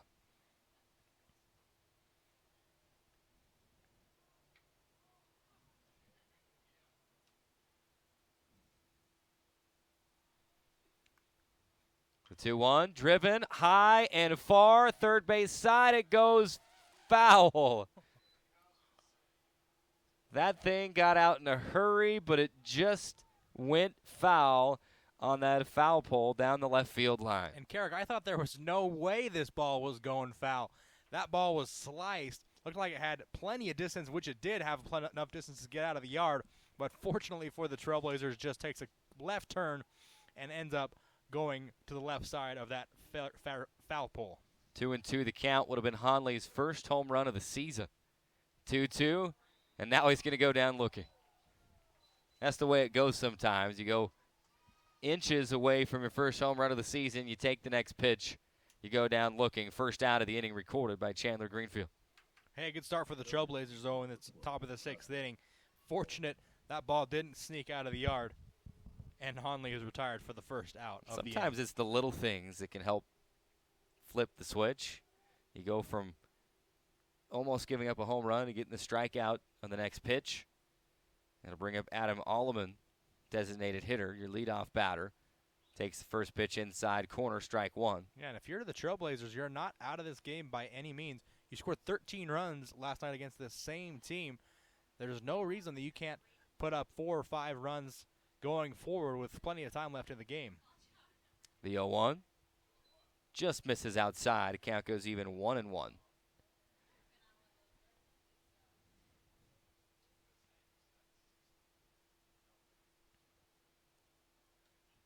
1-1 from Greenfield. Swung on, fouled right off the leg of Alleman. As the ball rolls just in front of the Dixie State dugout at first base side. And Alleman going to take a couple extra seconds to make sure he's okay. Davison checking on him as well. He's going to reach down on that left leg. And he'll take a couple of steps and walk it off just a little bit. Yeah, and that hurts. It doesn't look like Alleman's got any sort of padding there, as you see a lot of hitters have some sort of protective padding there on their front foot. Nothing there for Alleman, and that hurts, Carrick. Take it from me. I fouled plenty of balls off my leg back in my day, and that one's tough there to take off the instep maybe of the foot there or the lower part of the leg. Athletic trainer was starting to make his way out of the dugout. Alleman looked back and waved him off, said, "No, I'm good." Steps back in, the 1-2. Low and outside for ball 2. 2-2 the count. Also, that previous pitch might have looked like it took a little bit out of Jake Davison as well, maybe on the rebound.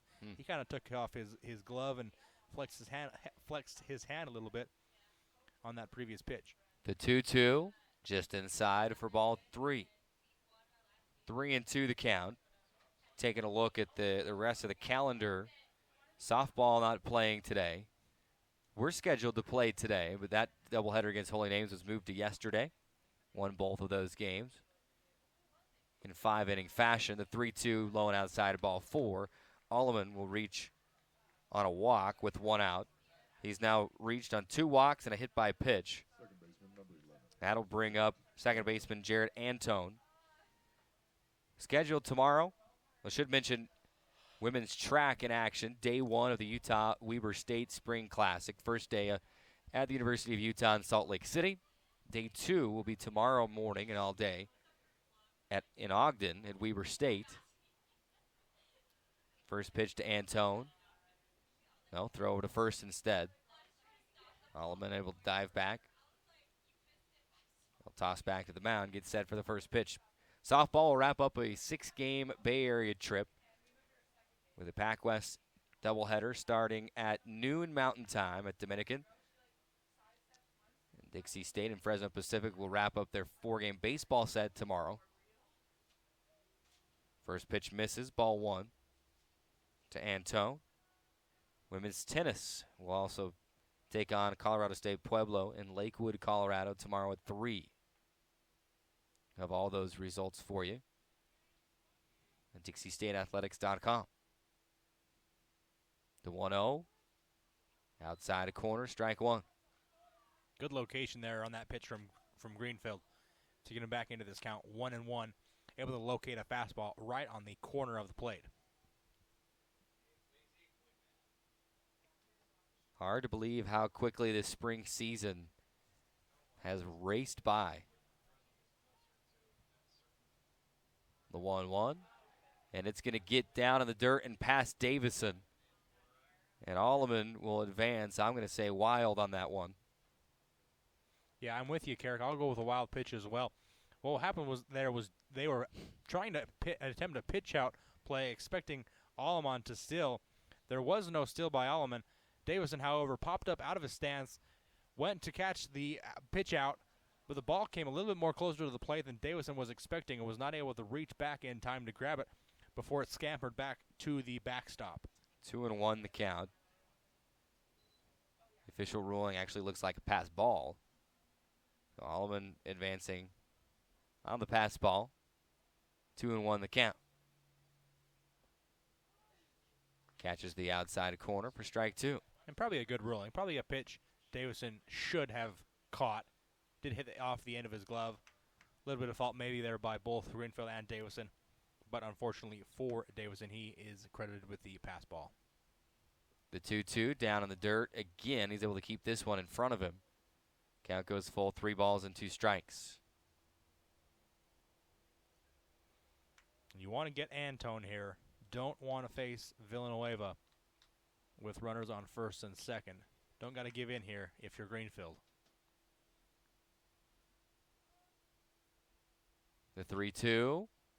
Fly ball left side. Urban coming in, makes the catch. That'll be the second out of the inning. Yeah, a little looping line drive out into shallow left field. Cade Urban able to chase in a few steps on this one and make the second out of the inning to bring up Villanueva with runners on second base and 2 outs now in the inning.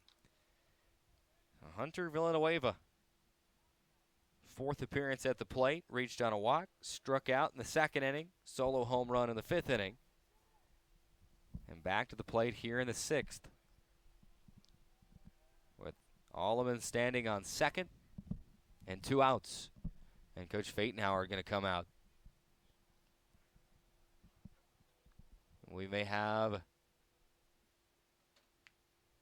another pitching change. Hasn't motioned down to the bullpen quite yet. It doesn't look like anyone is particularly now. Someone's getting up just now. But didn't think he had anyone warming up down there. Maybe just giving Greenfield or maybe his infield some instruction on how to position themselves or how to play Villanueva here. Maybe also kind of a dual purpose is to get his thrower down there in the bullpen a few more minutes to get loose. Dixie State trailing 4-0 and trying to get a number on pitcher that's starting to throw down in the bullpen. Can't quite see it, but either way, Greenfield will stay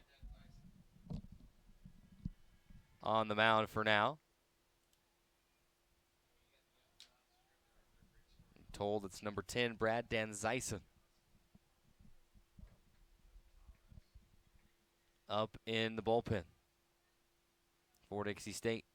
First pitch to Villanueva. Outside a corner for strike one. 0-1 the count. It was a 1-1 count when Villanueva hit his solo shot to left center field. Back in the 5th. The 0-1. Low and outside, ball 1. So here we go again. 1-1 count again. Runner on second with 2 outs in the top of the 6th. Dixie State trying to stay in a position to come back and win this thing. The 1-1. Fly ball right field. Taylor to the track and can't quite make the catch on the run. It will fall in. Villanueva around second to third. The throw not in time. It will be an RBI triple for Hunter Villanueva to give the Sunbirds a 5-0 lead. Yeah, and a tough play for Gabe Taylor out in deep right field. Thought this one might have had enough distance to get out, but was hit just a little bit too high. Took Taylor all the way back to the warning track. Kind of got a little bit crossed up as he was trying to make the play. Maybe the wind had a little bit of something to do with that as well. Taylor unable to make the play, and Villanueva winds up on third base.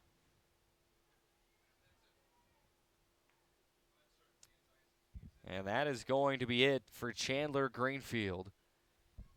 And enter Brad Danzyson. 5-0, Fresno Pacific leading in the top of the 6th. We'll step away for 60 seconds. We'll come right back, give you a little bit more information about Brad Danzyson. Be right back.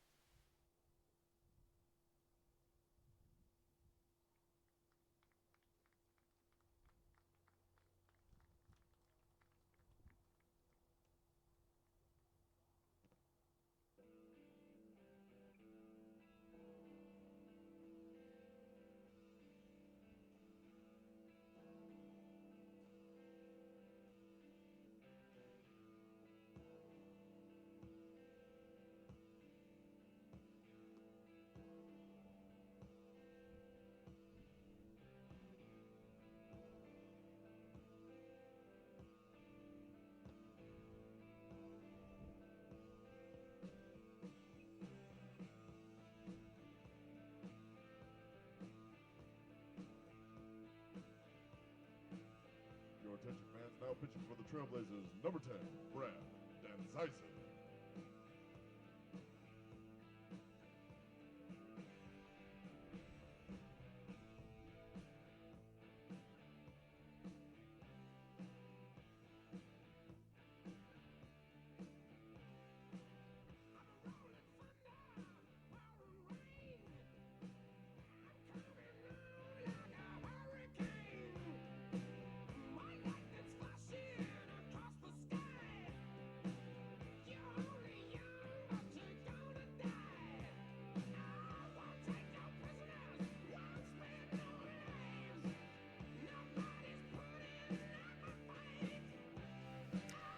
Back to Bruce Hurst Field, in Brad Danzyson, your new Dixie State pitcher.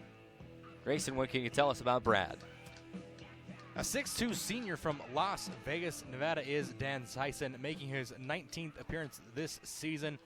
0 wins, 0 losses so far for the senior. 5.56 ERA in just 11 1/3 innings pitched. 14 hits allowed and 7 earned runs. 7 earned runs, 3 walks, and 6 strikeouts for the senior from Las Vegas, Nevada. The lefty will fire his first pitch into Braden Frankfurt. In the shift on once again. Hollow back in shallow right field. Flimatakis over deep second base area. And Joe Raymond scoots over into the shortstop area from third. The 0-1. Misses inside, 1-1. And for those of you at home, if you're wondering why the Trailblazers only have 3 infielders that you can see, there's a pole right there just about splitting the middle of your screen in which behind which Alec Flimatakis is positioned. You can barely see him there, as well as we mentioned the shift on for Frankfurt. The 1-1 misses high, 2 balls and 1 strike. You can kind of see White. Now he's moved out. Now you can see him. 2-1 the count to Braden Frankfurt. The 2-1, ground ball, Hollow, fire over to first, and gets the out. So 2 consecutive at-bats where the shift has worked out. The 4-3 putout for Dixie State. But more damage done. 1 run scored for Fresno Pacific in the top of the 6th to extend the lead to 5-0, heading to the bottom half of the 6th.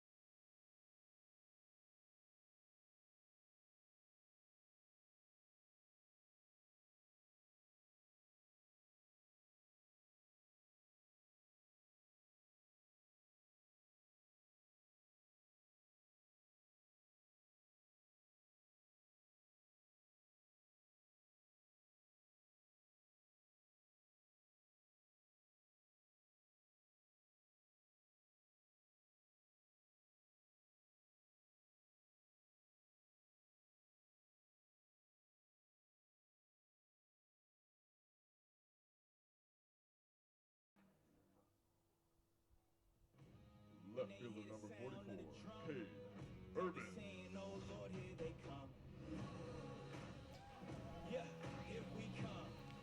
Bottom of the 6th, Dixie State trailing 5-0. Cade Urban will lead things off for the Trailblazers. Alex Garcia, a no-hitter, going through 5 innings for the Sunbirds. First dealing into Cade Urban, misses outside for ball 1.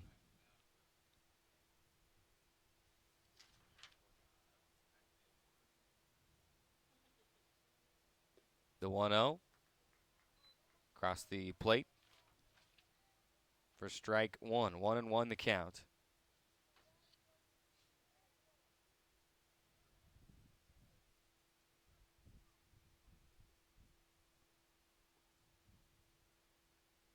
The 1-1 and a single through the left side. No hitter, no more.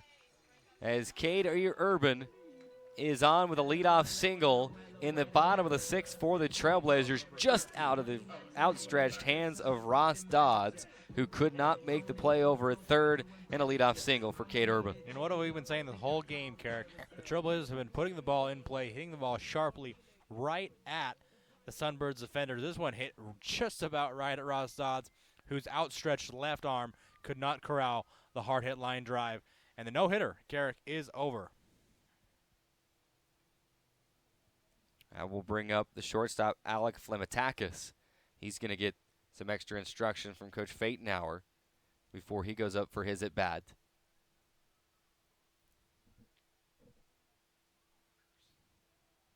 And Dixie State with just its second base runner of the game. First base runner was Logan Porter when he drew a leadoff walk back in the second. Flemitakis, line drive up the middle, a hard-hit ground ball, and that took a hard hop off the mound and got over Tristan Alvarez at shortstop. And Dixie State in business with 2 on and nobody out here in the bottom of the 6th. Yeah, it certainly did take a hard hop off the mound there, Garrett. Looked like a tailor-made double play off the bat of Flemitakis, but kicked hard, high off that mound.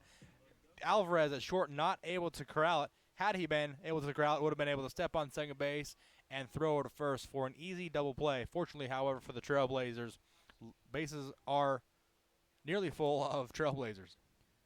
Back-to-back singles for Dixie State. Jagan Levitt going to put the bunt down. Throw over to first is in time.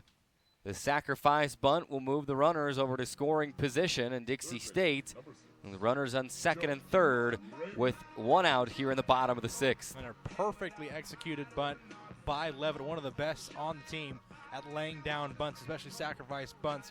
Put it right down to the first base side of the infield, the perfect location to where Villanueva picked it up, only had one play, which was at first base to nail Levitt. The runners in scoring position for the Trailblazers. Joe Raymond at the plate. Can the Trailblazers take advantage here? First pitch to Raymond, misses outside, ball 1. Golden opportunity for Dixie State to start chipping away at the lead here. You don't have to make up all 5 here in the 6th. But 3, 4 runs, you're not going to complain about that. The 1-0 just catches the inside corner, 1-1 the count. Mitch Carrick, you don't need to score 5 runs in this inning. You've got 11 outs still to work with. Get a couple here, maybe a couple in the 7th. Keep on going, chipping away like you mentioned. A 5-run lead in the 6th inning is not insurmountable, especially for a potent Trailblazer offense. The 1-1. Low for ball 2. 2-1 the count. Joe Raymond hit his first collegiate home run last night. Would love to keep the good weekend going here with a couple of RBIs. The 2-1 inside a corner called strike, 2-2 the count.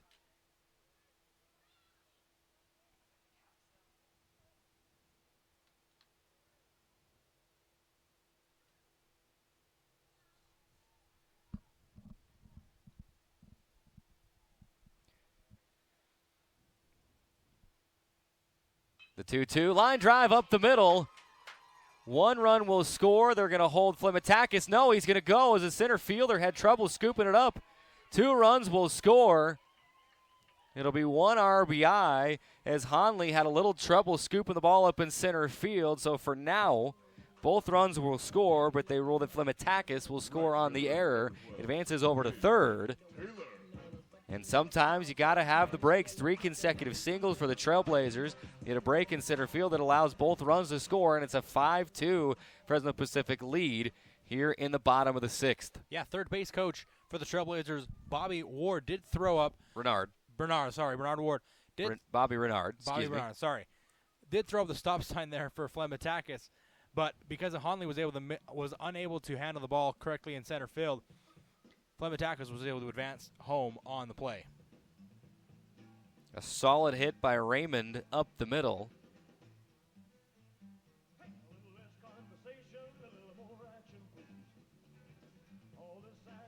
And Dixie State has cut the lead to 3, 5-2 here in the bottom of the 6th.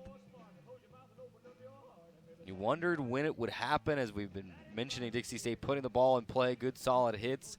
Finally being able to put the ball in play, but away from defenders as well. And Dixie State trailing 5-2 with 1 on and 1 out here for Gabe Taylor. who will step to the plate for the third time tonight, looking for his first hit of the night.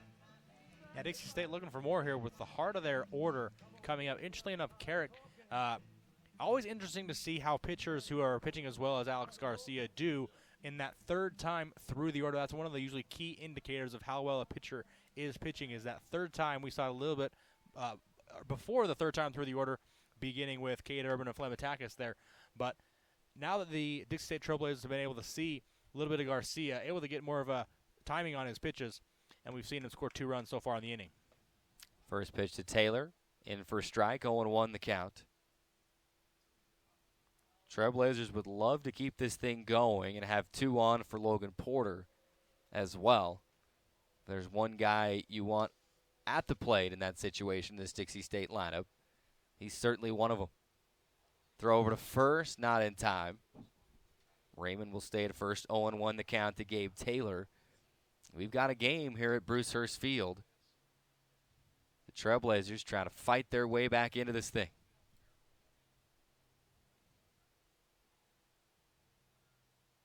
The 0-1 outside for ball 1.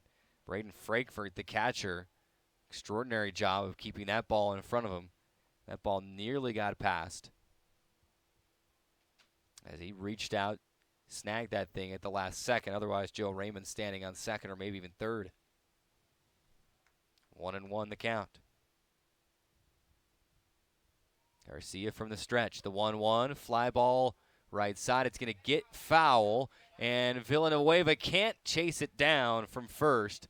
Trying to make an over-the-shoulder catch.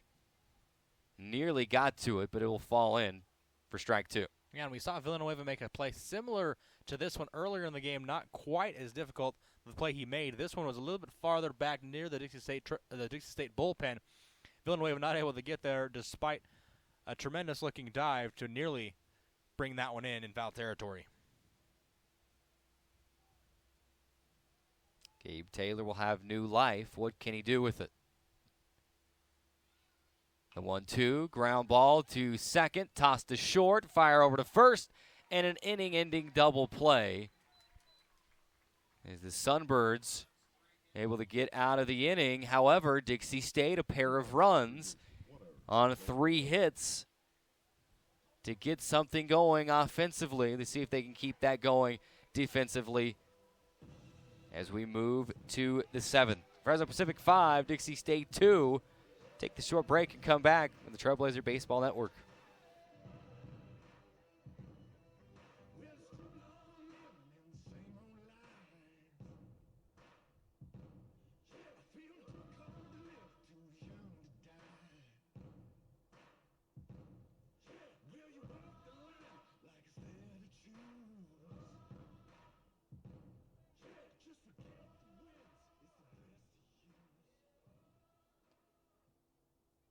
Now pitching for the Trailblazers, number 40, Braden Bonner.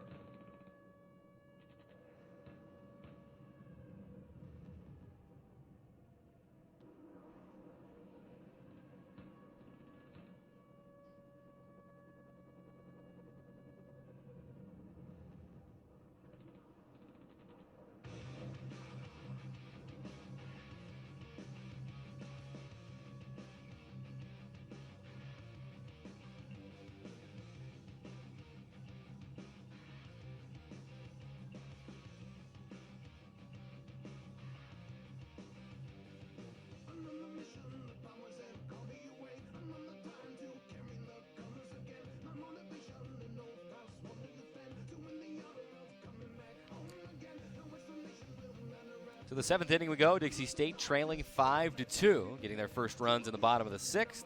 Another pitching change for Dixie State. It'll be Braden Bonner, wearing number 40, now on the hill for the Trailblazers. Braden, tell us a little bit about Braden. Yeah, 6'4" sophomore out of Murray, Utah, coming in making his 12th appearance so far on the season, his 11th in relief. 0-3 record coming into today, an 11.49 ERA through 15 2/3 innings pitched, 24 hits and 20 earned runs allowed on 9 walks and 9 strikeouts. It'll be Ross Dodds leading things off for Fresno Pacific here in the top of the 7th. First pitch, inside corner, strike one. Dodds so far tonight, a pretty efficient night. Sacrifice fly in the first, single in the third, and a double in the fifth. The 0-1 high for ball one.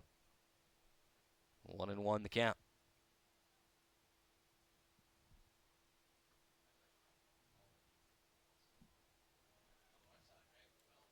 Bonner delivers the 1-1, and it will miss for ball two. Carrick, we have another one of them shutdown innings, which is following the inning where your offense scores, you're looking to go out and put a 0 up on the board for your defense in the effort and try to get back in this game. 2-1, Dodds will foul it into the backstop. 2-2. He deflected off the mask of Davison as well on that. He's kind of shaking his head just a little bit. 2-2 the count to Ross Dodds. 2-2, swung on and missed. First strikeout of the game for Braden Bonner comes in the first batter that he faces. That'll bring up the left fielder, Hayden Haynes. Haynes struck out twice himself tonight.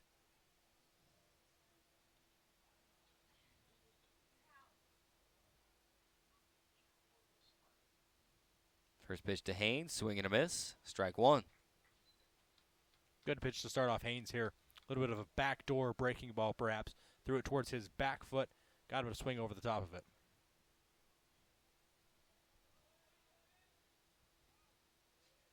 The 0-1 bounces in the dirt before it gets across the plate, ball one. 1-1 the count. Again, mentioned Haynes struck out on the first and in the third, but reached on a walk in the fifth inning.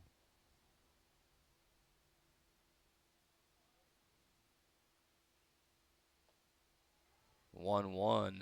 A lot of movement on that pitch. Good looking pitch from Bonner. Called strike. 1-2 the count.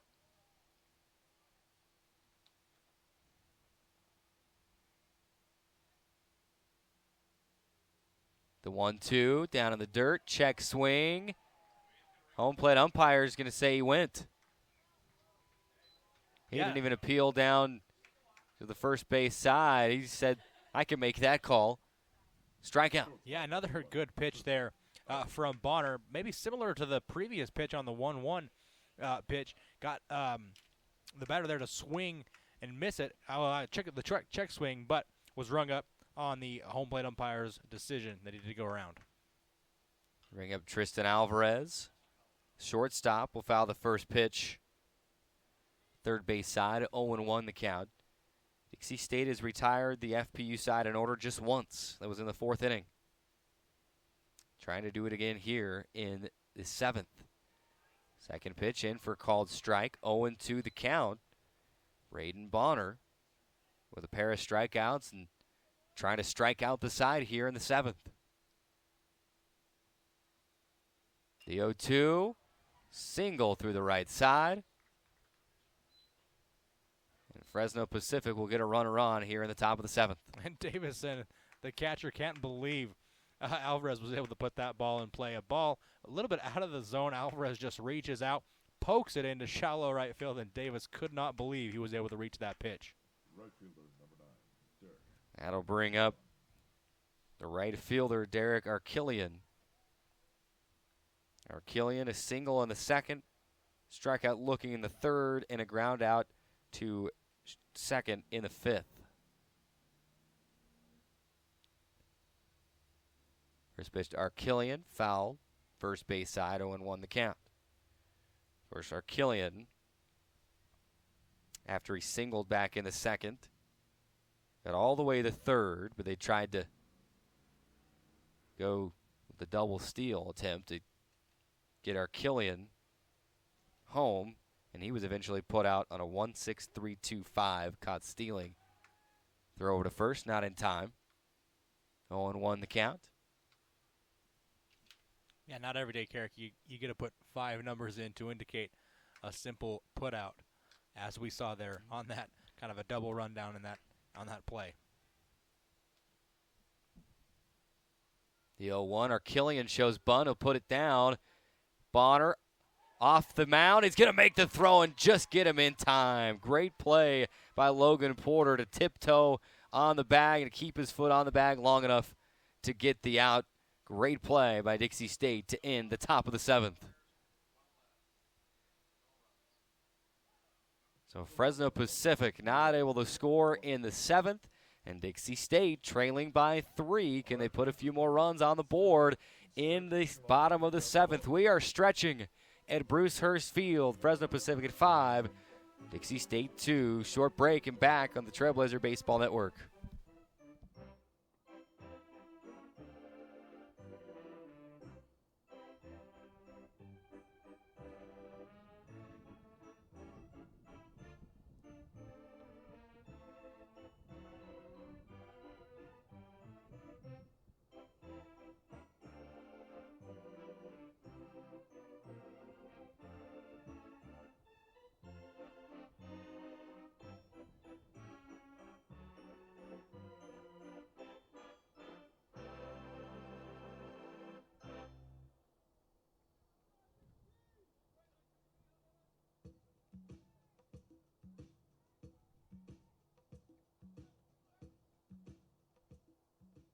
First baseman number 28, Logan Porter.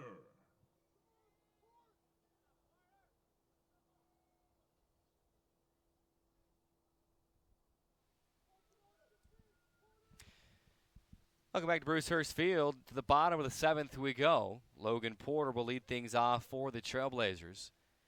Trailing 5-2. Trailblazers were scoreless till they got 2 in the bottom of the 6th. First pitch into Porter, misses, ball 1. Porter reached on a walk in the 2nd, lined out to shortstop in the 4th. The 1-0 just misses inside, 2-0.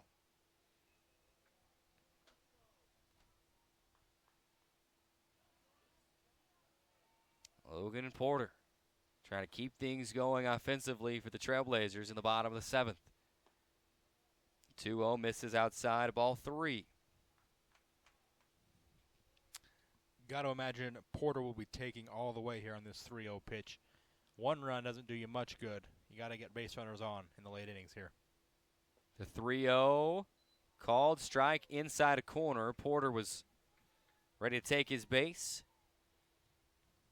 but home plate umpire John DeLuca invites him to come back. Step back into the box at least for one more pitch. The 3-1 swung on, fouled, out of play. Just like that, the count is full. 3 balls and 2 strikes. Imperative that Porter get on here. Trying to come back from what was a 5-0 deficit. The 3-2, fly ball. Will it drop? It will not. Ryan Honley moves over into the left center gap from center field and makes the catch. And 1 out is retired here in the bottom of the 7th. Yeah, pretty well hit ball into the left center field gap. Hung up just enough for the center fielder Brian Honley to make his way over and put himself under this one to record the first out of the inning.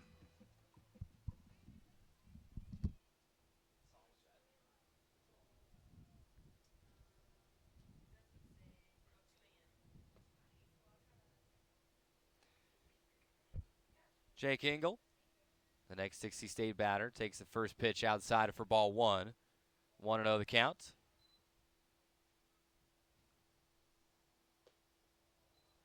Second pitch misses for ball 2.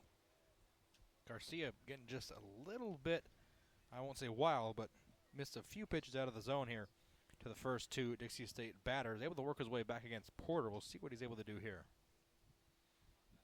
The 2-0. High fly ball, right field. Archillian tracking it and makes the catch just in front of the warning track. 2 up, 2 down so far for Dixie State in the bottom of the 7th. Yeah, ball that just Engel got just a little bit too far underneath this pitch. Sent it deep out to right field. Just a few steps shy of the warning track was Archillian to bring it in for the second out of the inning. Tyler Hollow will step to the plate, second baseman. Reigning Pac West Freshman of the Week.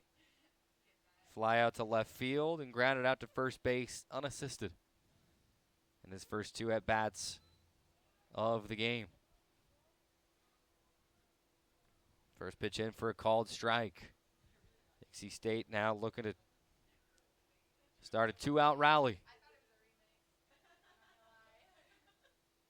The 1-0, ground ball, and it will go off of the glove of Antone, and Hollow able to reach. The Dixie State in business with a base runner on with 2 outs in the bottom of the 7th. A hard hit ball. Antone had to move to his right, try to backhand that ball, couldn't get it. And it will be ruled a fielding error against Antone. A pretty tough ruling there for Antone. Had to go down to a knee to try to stop that one. Did catch the heel of his glove there, unable to corral it and throw out Hollow there at first base. First pitch, Davison swinging, fly ball into left field, and Haynes will make the catch. So Dixie State gets a runner aboard. Hollow is stranded. Dixie State still trailing by 3, 5-2, a 0 on the board for both teams in the 7th inning. We go to the 8th. Dixie State still trailing by 3.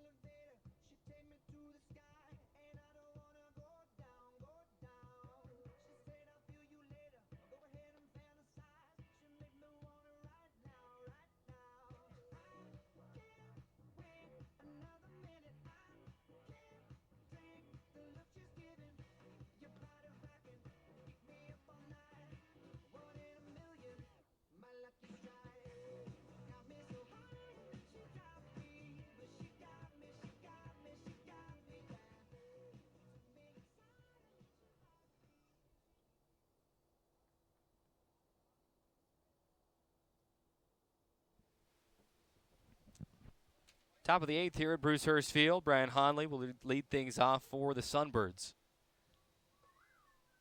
Braden Bonner, still your Dixie State pitcher. First pitch inside for ball 1.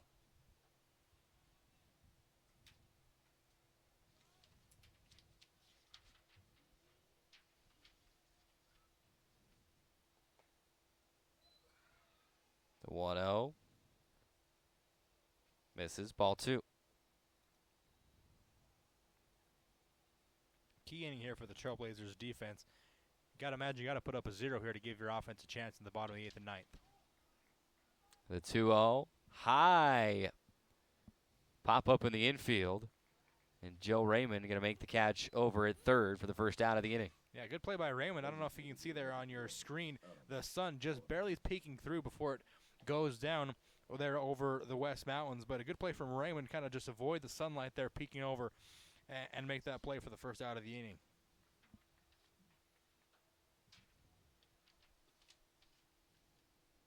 Top of the order for the Sunbirds, Alleman. Watches the first pitch go by for a ball. 1-0 the count. Alleman making his 5th appearance at the plate today. 2 walks, a hit by pitch, and a strikeout looking for Alleman today. 1-0. High fly ball, right field. Taylor moves over to his right, makes the catch. 2 up, 2 down for Dixie State here in the top of the 8th. Yeah, can of corn for the junior right fielder Taylor.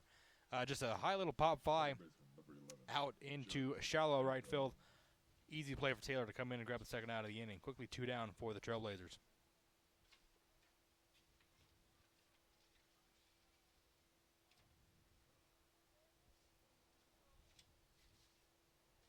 Jared Antone, second baseman, for his 5th at-bat of the game.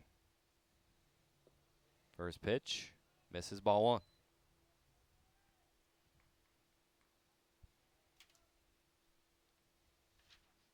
Again, Dixie State heading out on the road as Antone, a 2-out single through the right side. Dixie State has retired the FPU side in order just once today. And the last player on this FPU lineup that you want to see at the plate right now for Fresno Pacific is at the plate with a runner on base in Hunter Villanueva. Well, a good matchup here with Villanueva and Bonner. Bonner pitched pretty well through the first inning and 2/3 he's been in. That just the first hit he's allowed in his inning and 2/3 of relief. Interesting matchup here with Villanueva.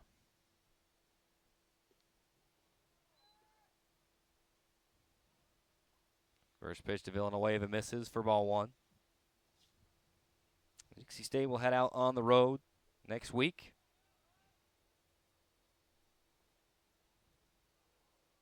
The week after on the 19th for 4-game set at Biola. Need to go back to elementary school and learn how to count. It'll be 12 days, nearly 2 weeks.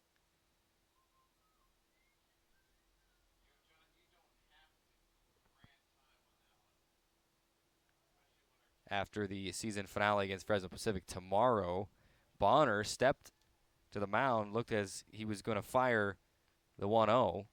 Timeout was called.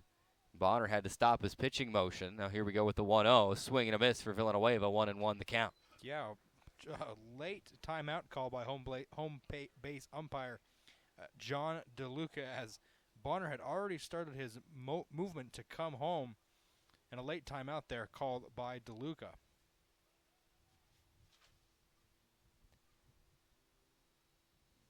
Fire over to first. They'll keep Antone in check. And here we go with the 1-1.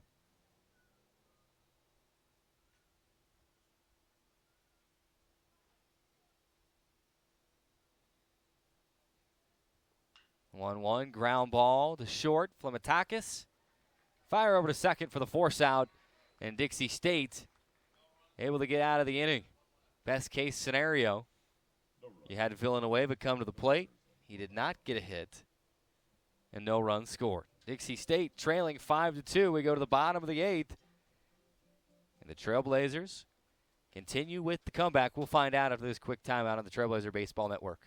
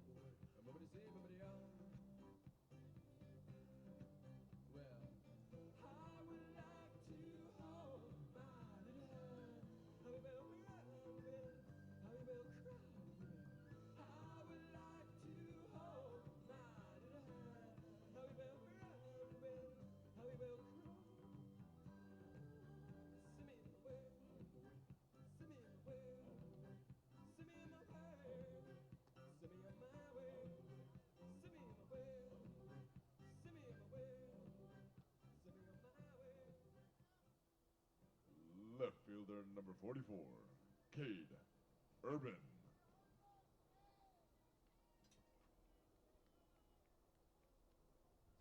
Back to Bruce Hurst Field to the bottom of the 8th. Cade Urban for the second consecutive at-bat, will be leading off the inning.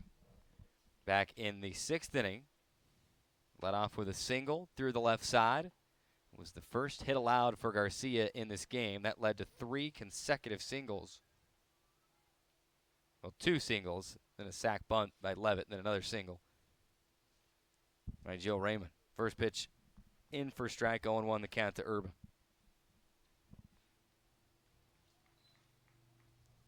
The 0-1 misses. 1-1 the count. Urban will try to reach and get some things going for Dixie State in the bottom of the 8th, down to their final 6 outs here in game number 2 of this 4-game series. The 1-1, big cut by Urban, missed it. 1-2 the count. Yeah, big sweeping breaking ball from Garcia on that one. Urban not able to get a piece of it as it hit the dirt.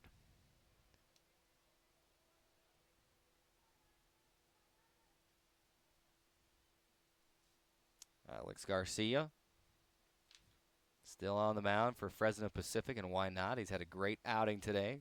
The 1-2 down in the dirt. Yeah, you talk for about ball 2. You talk about Garcia, a tremendous outing so far up to this point, entering his 8th inning of work. Pitched 7 complete innings, allowing just 1 earned run, 2 runs total. 3 hits is all. Pretty efficient as well. The 2-2 ground ball down to first. Villanueva catches it, steps on the bag. First out of the inning. And again, what have we said all game long? It sounds like a broken record player, but hard hit balls right to the Sunbirds defense. This one hit down the first base line of Villanueva, who's able to scoop it up and take it to first himself. 1 out in the inning. Flemitakis will step to the plate for Dixie State. Pop up to the shortstop in the 3rd. And a single up the middle in the 6th. First pitch in for strike, 0-1 the count. And I mentioned the efficiency for Garcia on the mound. That pitch to Flemitakis is just his 88th pitch on the game. The 0-1 check swing, able to hold back. Count goes even, 1 ball, 1 strike. Dixie State, as we stand now, 16-19 overall. Trying to even their record at 500 in the Pac West at 13-13. They're 12-13 right now. The 1-1 misses. 2 balls, 1 strike.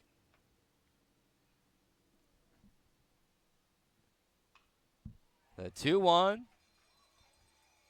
Line drive into shallow left field. Alec Flemitakis on with a 1-out single. Dixie State in business in the bottom of the 8th, and we go to the top of the order. Yeah, good piece of hitting by Flemitakis to get the inning rolling for the Trailblazers. A line drive hit into shallow left field to get on with just 1 out here in the 8th inning. And as we say that, Carrick, the Fresno Pacific bullpen gets a little bit of action down there.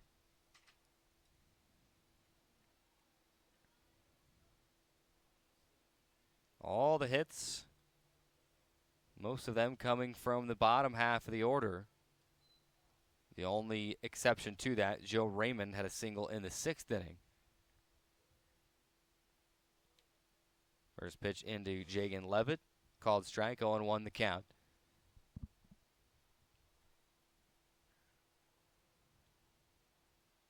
The 0-1 fouled into the backstop, 0-2 to Levitt. Joe Raymond on deck. Gabe Taylor would be the next batter if we get to that point. And a prime opportunity for Dixie State, Carrick. A single from Flemitakis brings up Levitt at the top of the order. A good place to start if you want to start a rally with the last 5 outs of this game. Throw over to first. Flemitakis able to get back. Maybe a little too close for comfort on that play, but they don't get the out. 0-2 the count.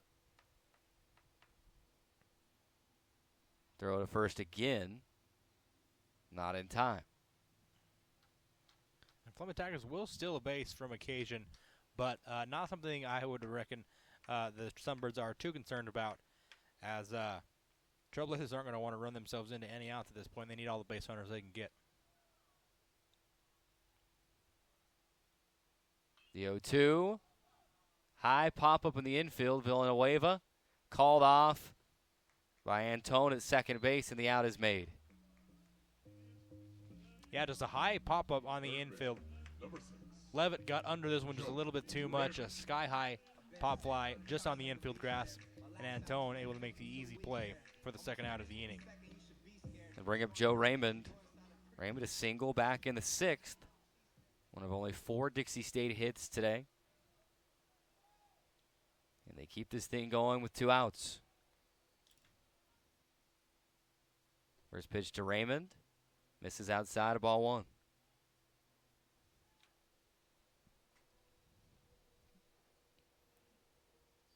Abe Taylor on deck. Logan Porter also with a bat in his hands over in the dugout, hoping that he can get to the plate here, because if he does, it would mean the bases would likely be loaded at that point, or at least a couple of runners on base. The 1-0, high and inside to Joe Raymond. 2-0 the count.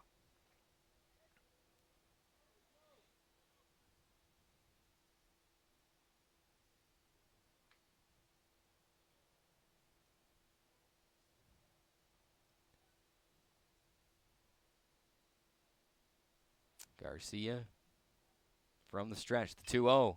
Line drive. Shallow left field. Joe Raymond on with a single.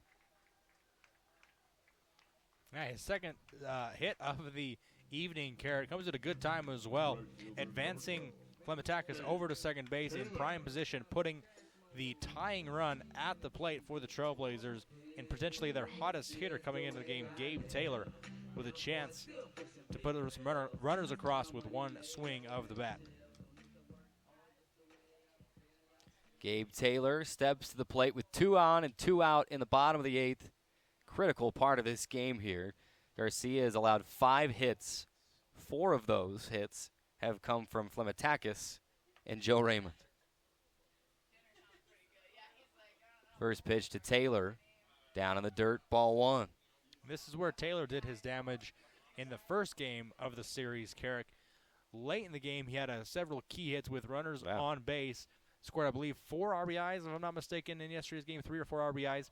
This is the chance where he has a chance to do some damage. 1-0 the count, outside, down in the dirt, ball 2.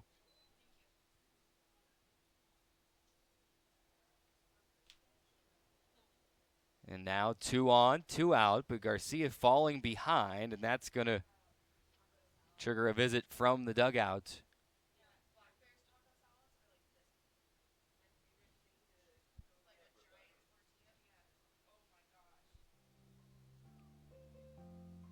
No signal yet whether they're going to make the pitching change. The Jeopardy song playing over the PA speakers here at Dixie State. The Trailblazers with 2 on and 2 out. Joe Raymond at first, Alec Flemmatakis at second, and a 2-0 count, and one of Dixie State's most dangerous hitters waiting on deck. If you can get Gabe Taylor to the plate with the bases loaded or maybe with a run in, you're in business. But it's all up to Gabe Taylor to keep this thing going. And home plate umpire John DeLuca going to come out and break out the party out on the mound.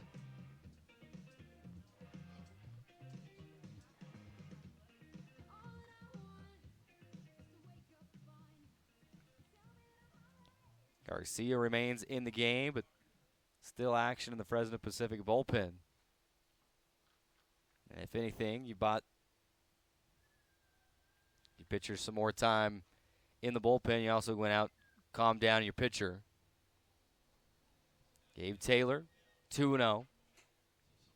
This 2-0 pitch, unless it's something special, I may not offer at it. Garcia from the stretch, the 2-0. Swung on. High fly ball, foul territory, right side, and a sliding catch by Villanueva will end the inning.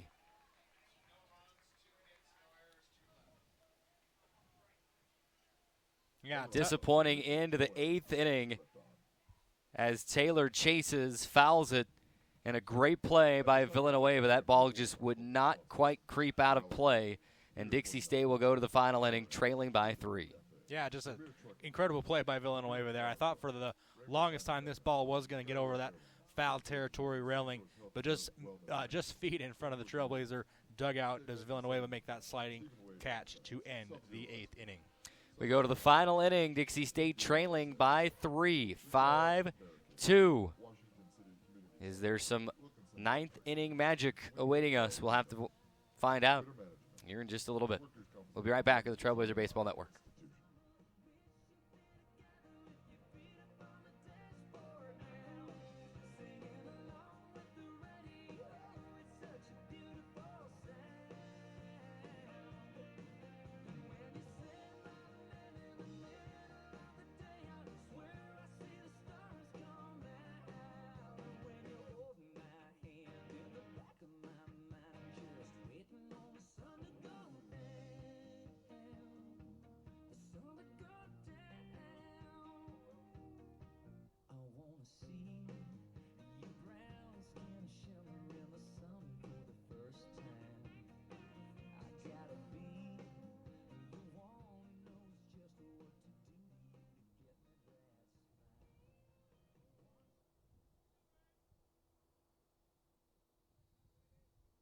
Catcher number 7, Braden Frankfurt. To the 9th inning we go, leading things off. It'll be the catcher, Braden Frankfurt. Dixie State trying to find a 3-up, 3-down inning and look for some magic in the bottom of the 9th. Braden Bonner still the pitcher. First pitch to Frankfurt high for ball 1.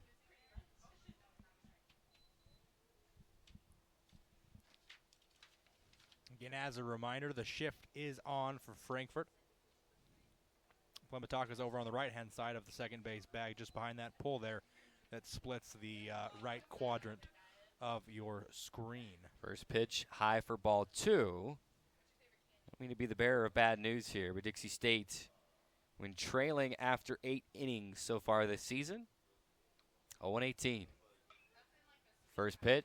Next pitch swung on, and Frankfurt going to beat the shift this time, and he's on with a leadoff single.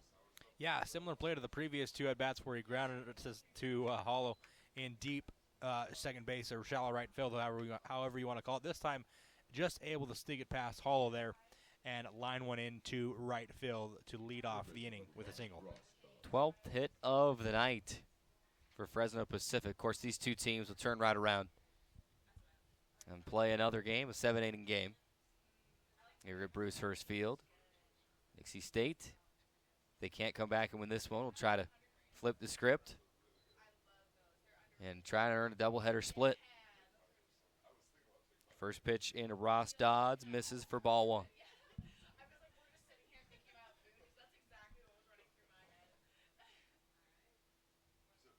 The 1-0 swung on and missed, and it's going to be a foul ball. That got away from Davison. Good thing it was a foul ball because that got out of his glove, and Frankfurt was headed to second. 1-1 the count.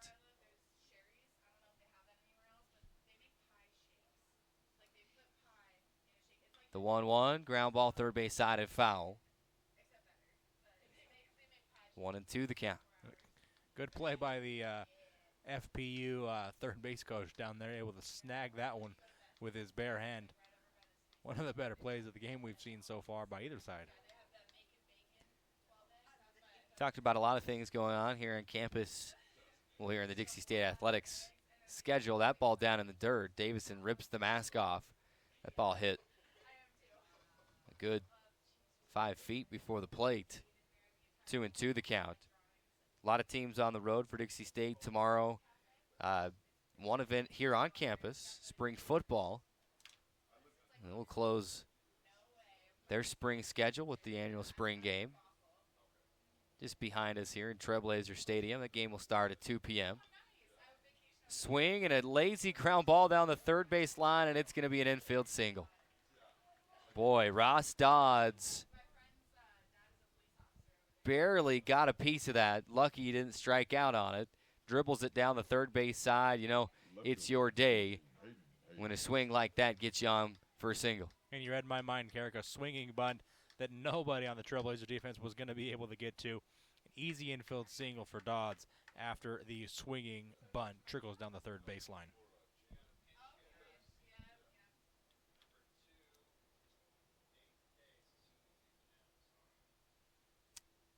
It looks like we've got a pinch hitter for Fresno Pacific, and that will bring Nate Case into the lineup for Fresno Pacific.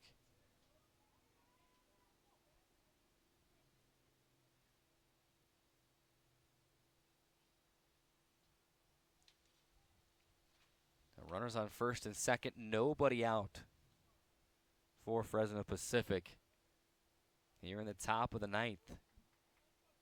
Case started yesterday's game at second base, went 1 for 3.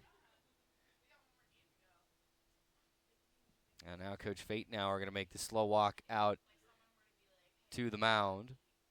Have a talk with his defense. There's some action in the Dixie State bullpen.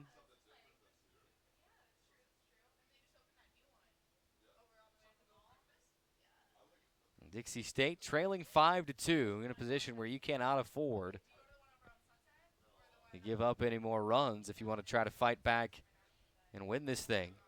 Of course, one more game, approximately 30 minutes after the completion of this game. And then the series finale tomorrow afternoon, starting at 12 noon. Pitching change for Dixie State. We're going to step away for a minute. We'll come back, let you know who the new pitcher is, get you some information on him after this short break in the Trailblazer Baseball Network.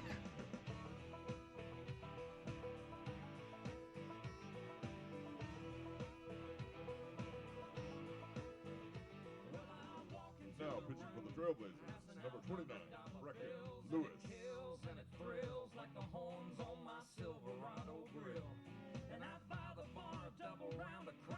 Everybody's getting down in this town. Ain't never gonna be the same. 'Cause I saddle up my horse and I ride into the city. I make a lot of noise 'cause the girls, they are so pretty.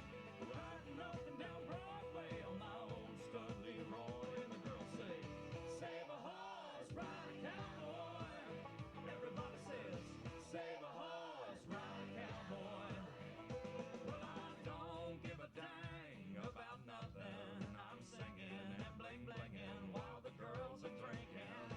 Back to Bruce Hurst Field. New Dixie State pitcher is number 29, Brecken Lewis. Drayson. Tell us a little bit about Brecken Lewis. Yeah, 5'11" red shirt freshman is Brecken Lewis from Cedar City, Utah, coming into today's game, making his 14th appearance out of the bullpen, an 0-1 record and a 7.80 ERA through 15 innings pitched. 28 hits allowed, 13 earned runs, 6 walks, and 9 strikeouts for the redshirt freshman from Cedar High School in Cedar City, Utah.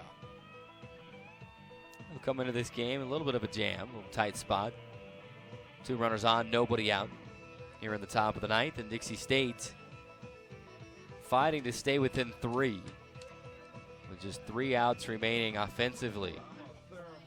Trailing 5-2. Their only scoring inning was the 6th, where they got 2 and then left a couple of base runners on in that inning as well, and then left 2 on in the 8th inning. So far on the day, Dixie State has left 4 runners on base.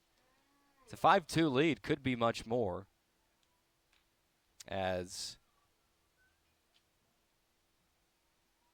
Fresno Pacific has left 10 runners on base. Nate Case tries to lay down the bunt, fouls it, 0-1 the count to Case.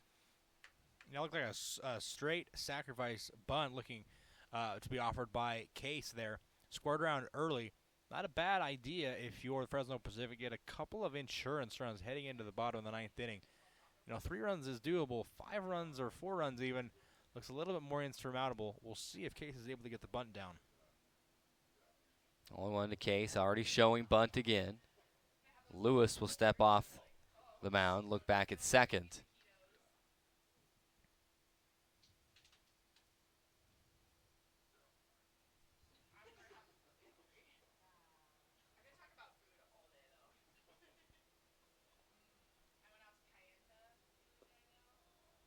The 0-1 misses outside, 1-1 the count. And you saw the Dixie State defense there with kind of an interesting sequence of events. Joe Raymond and Logan Porter at the corners were breaking hard on that pitch as Alec Flemitakis turned and was on a dead sprint to third base, while Hollow was on a dead sprint to first base to cover that sacrifice bunt. The 1-1, bunt shown again, but pulled back as the pitch misses outside, 2-1 the count.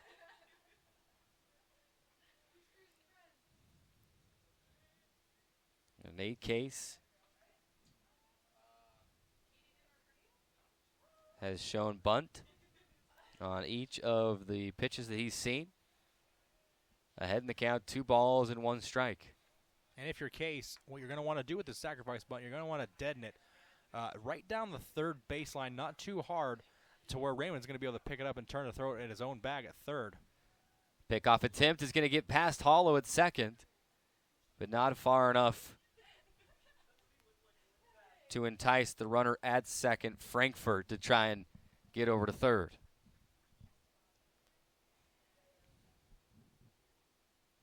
The Trailblazers obviously recognizing the importance of this at-bat by Case, trying to do anything they can to either maybe nail Frankfurt, the lead runner at second base, or do anything they can to try to limit the damage of this potential sacrifice bunt. The 2-1 swung on. It'll be a shallow fly ball, and it's going to drop in right in front of Gabe Taylor on a dead sprint.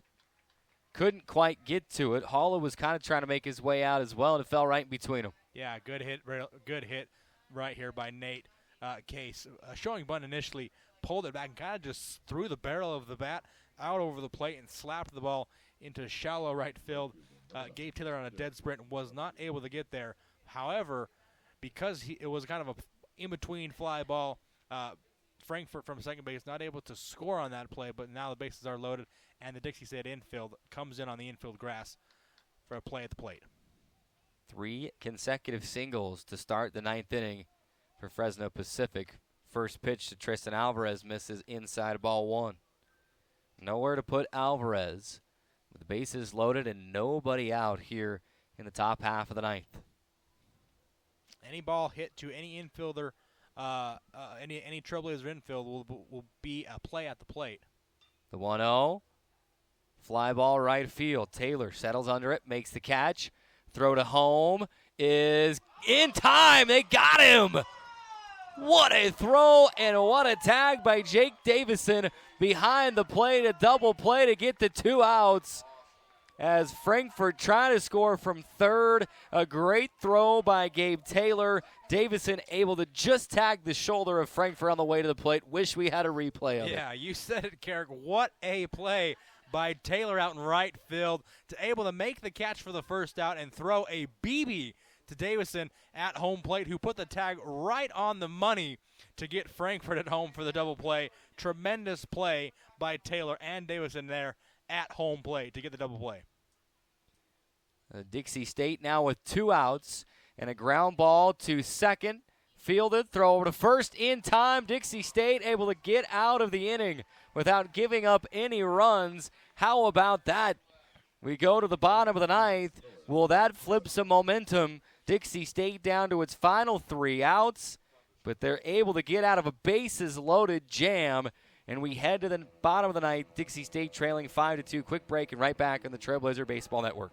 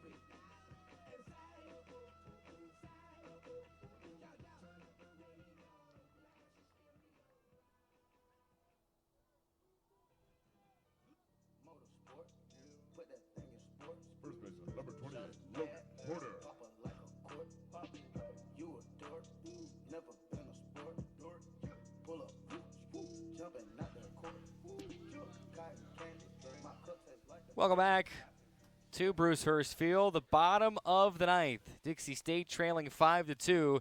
It'll be Logan Porter leading it off. Alex Garcia still the pitcher for Fresno Pacific. They try to let him go the distance. First pitch to Logan Porter up high for ball one. Defensive changes for Fresno Pacific here in the bottom of the ninth. Jared Antone will go from second base to right field, and then, to left field for Hayden Haynes. And then Nate Case, after pinch hitting, stays in the game to play second base. Derek Arkillian still in right field.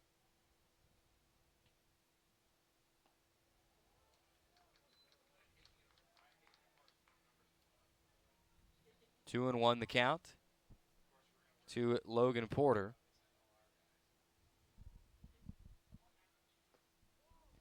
The 2-1.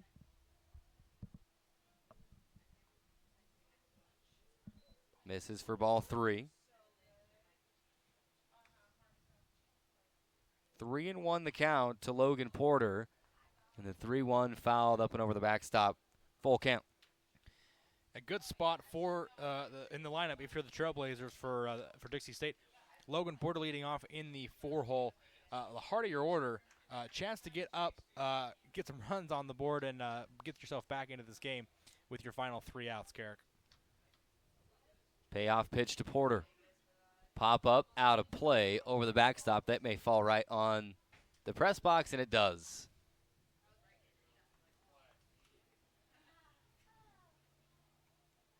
And another note, Carrick, Alex Garcia back onto the mound in the 9th inning, continuing his effort to potentially throw a complete game. Payoff pitch, high for ball 4, and Logan Porter is aboard here in the bottom of the 9th. That's what the doctor ordered for Dixie State, his second walk of the night. And that being said, Carrick, as we see Logan Porter take his base on the on the walk, double barrel action for the Sunbirds in their bullpen down there. So by no means is this Alex Garcia's inning to finish, regardless. Any sort of trouble he gets into, likely to see a change on the mound for the Trailblazers, or for the Sunbirds, Pinch runner for Dixie State will enter the game, and it will be Cade Cloward. Will enter as a pinch runner for Logan Porter. Yeah, and a simple move there for the Trailblazers. Just get a little bit more speed on there as your lead runner in the effort to make a 3-run comeback, if not more, here in the 9th. Jake Engel, the designated hitter, their batter. Garcia has gone the distance 3 times this season. He's got 3 complete games to his name. First pitch to Engel, high fly ball, but it is playable. And Antone, the new left fielder, comes over and makes the grab for the first out of the inning. Yeah, Engel just got out a little bit out ahead of himself and not able to put a solid bat on this ball. Flies it softly out into shallow left center field. Tyler Hollow to the plate. You can get a couple more base runners on. You got Hollow and Davison, and then you're down to Urban Limitakis,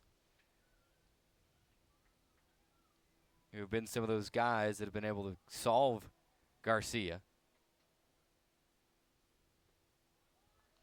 First pitch into Hollow, called strike, 0-1 the count.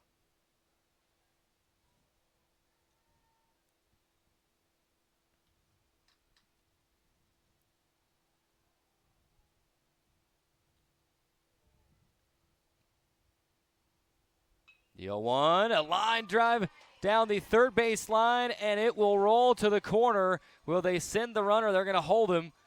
Cloward all the way from first to third, but a single scorcher down the third base line. And runners on second and third with just 1 out in the bottom of the 9th. To the plate, Jake Davison. Yeah, a great piece of hitting by Hollow here, the reigning Pac West freshman of the week. Gets a ball down the third base line, just kept it fair by a few feet. Nearly got down into the corner, up into the wall there, but new left fielder, Jared Antone, able to cut it off. Might have saved a run there before cutting it off, before it hits the wall there, So Hollow with a double down the left field line. And will this be the end of the line? Cloward over the third. Sorry, Carrick. Will it be the end of the line for Garcia as we see a mound visit by the Sunbirds pitching staff or coaching staff? No signal yet.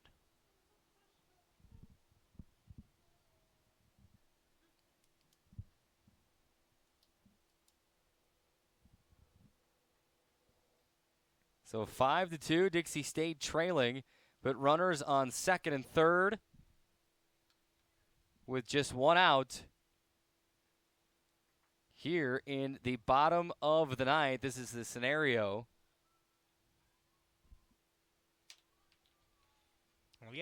that you dream of as a baseball player, coming up in the bottom of the ninth and an opportunity to help your team either tie or go ahead. And Dixie State in business, runners in scoring position with just one out. And a good run producer here at the plate in Jake Davison. 21 RBIs on the year, tied for second place just behind Logan Porter. So a good run producer here in the lower half of the Trailblazers order. So got to like Davison's chances to put this one in play, get a few runs home, but Trailblazers do need 3 in this inning. First pitch to Davison, and he'll drop that one in the gap between right and center. One run will come around and score. They're going to hold the hollow at third. But Dixie State is within 2 in the bottom of the ninth. 5-3, an RBI single for Jake Davison. Swinging on the first pitch. That brings up Cade Urban. Runners on the corners. And a 5-3 deficit with one out here in the bottom of the ninth. Looks like we're also going to have another pinch runner here for Davison. Davison blessed Carrick, as you know, with that catcher's speed. Davison now does represent, for the moment, the tying run. It looks like he will give way to Bryce Feist at first base. The tying run there now lies at first base with Bryce Feist, with Cade Urban coming up to the plate. Really a good hit there by Carrick good hit there by Davison into shallow right center field. Holloway will advance to third, and now Bryce Feist, the tying run, on third base.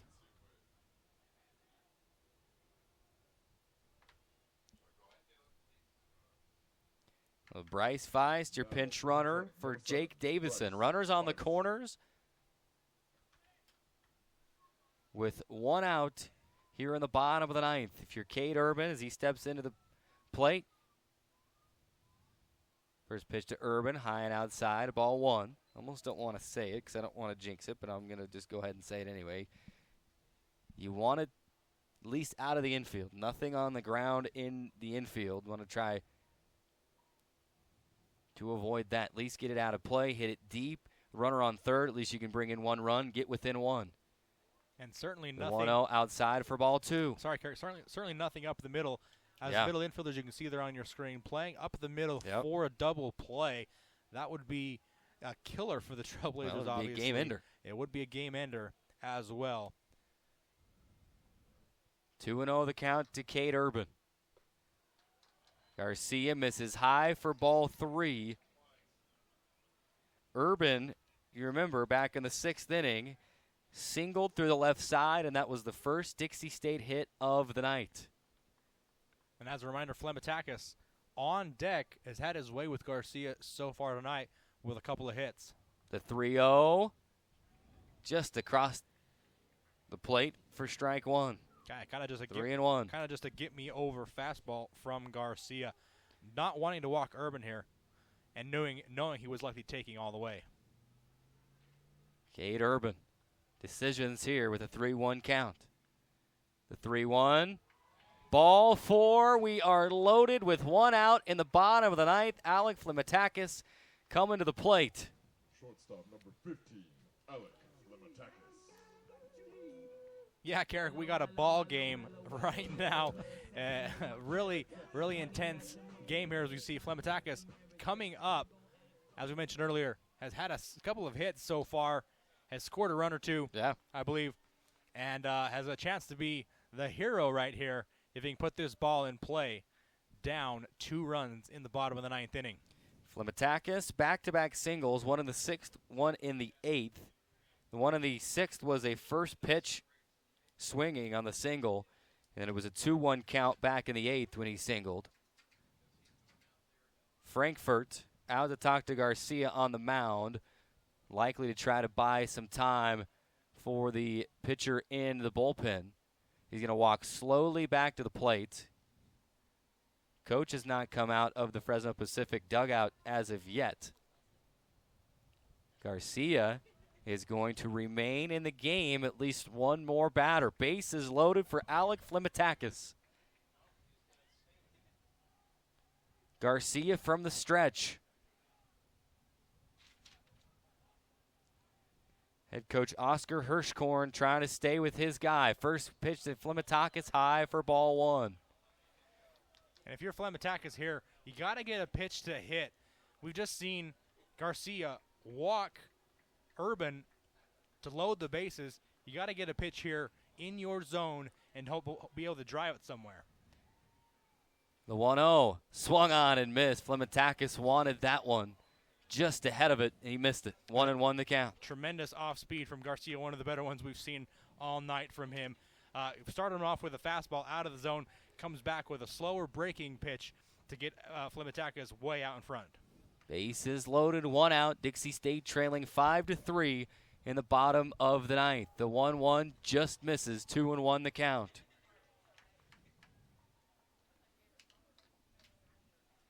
Again, corner. This is what it's all about. Excuse me, Carrot. Corner infielders, again, as a reminder, corner infielders playing in on the grass. They would likely come home on anything hit to them. Middle infielders playing on double play depth. The 2-1 misses for ball three. It was close. Ball three is called. 3-1 the count. Nowhere to put Alec Flimatakis. Here we go.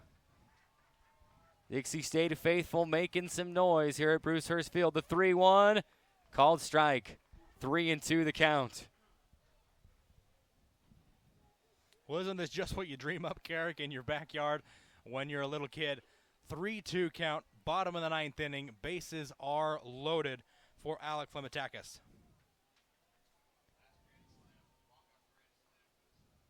3-2, and it's driven high and far. Will it stay fair? It is foul ball, right as they started to mention when the last walk-off grand slam was for Dixie State, and that was oh so close to this ball game being over. Flimatakis got all of that one, and if it straightened out just a bit, we're done here in the second game. Oh, and goodness gracious. And that brought everyone up here in the press box to their feet to look down the left field line. Unfortunately for Flimatakis, not able to keep that one fair. Enough to make Garcia step off the rubber to think about this next pitch a little while longer. 3-2 your count. Boy, oh boy. The 3-2, he misses for ball four, and a run will come in. The throw gets past Garcia, but no extra harm done. We are in a one-run game, 5-4. Goodness gracious.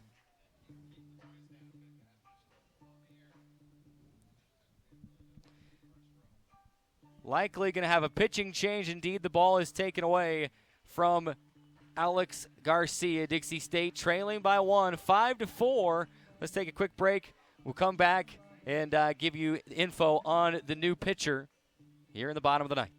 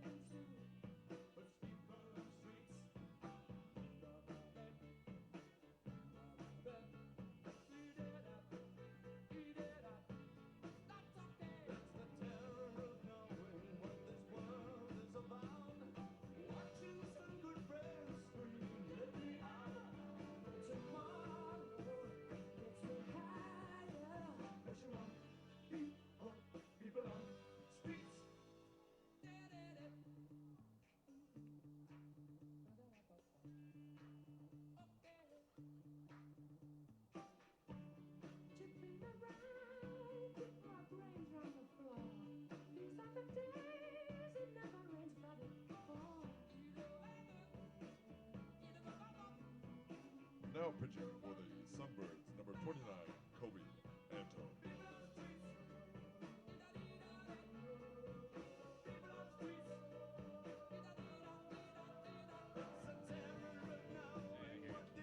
Welcome back to Bruce Hurst Field. Dixie State within 1 run, trailing 5-4 in the bottom of the 9th.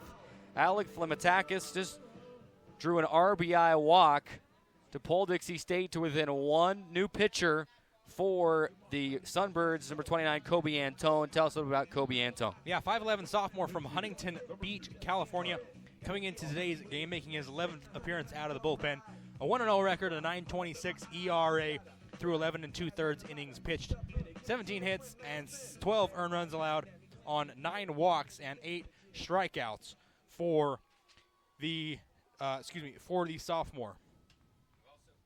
Also got a pinch hitter, Dixie State. Going to pinch hit Kyle Hoffman in the leadoff spot. First pitch to Hoffman misses for ball 1. And Coach Batenhauer going a little bit lefty-righty, trying to get the matchup advantage for his batter in the bottom of the 9th inning. 5-4, Dixie State trailing by 1. The 1-0. Misses outside, ball 2. And if you're Hoffman here, if I'm Hoffman, I'm taking this pitch all the way. A new pitcher coming in, 2 balls, no strikes, the tying run on third, winning run on second. You got to take a pitch here, make sure you can get a strike across. The 2-0. Line drive right field. Will the runner go? He is going to go. Catch is made, and the throw not in time, and the ball's going to get past home plate, but not enough for the runner at third to come around and score. But either way, we are tied in the bottom of the 9th with 2 outs and runners on second and third on the sacrifice fly by Kyle Hoffman. And we're not done yet, Carrick. Runners on second and third advance to that play on the errant throw by Derek Arkillian.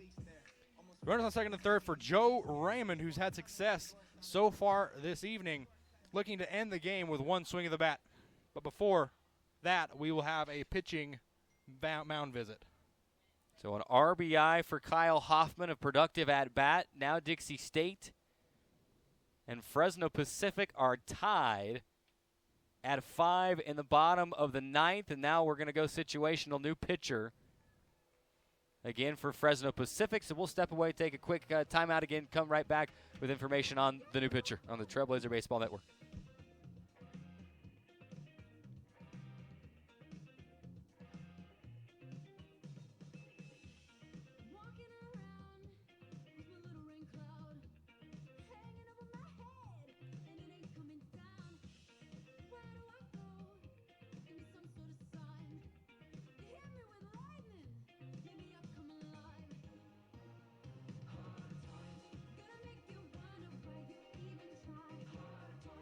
Now pitching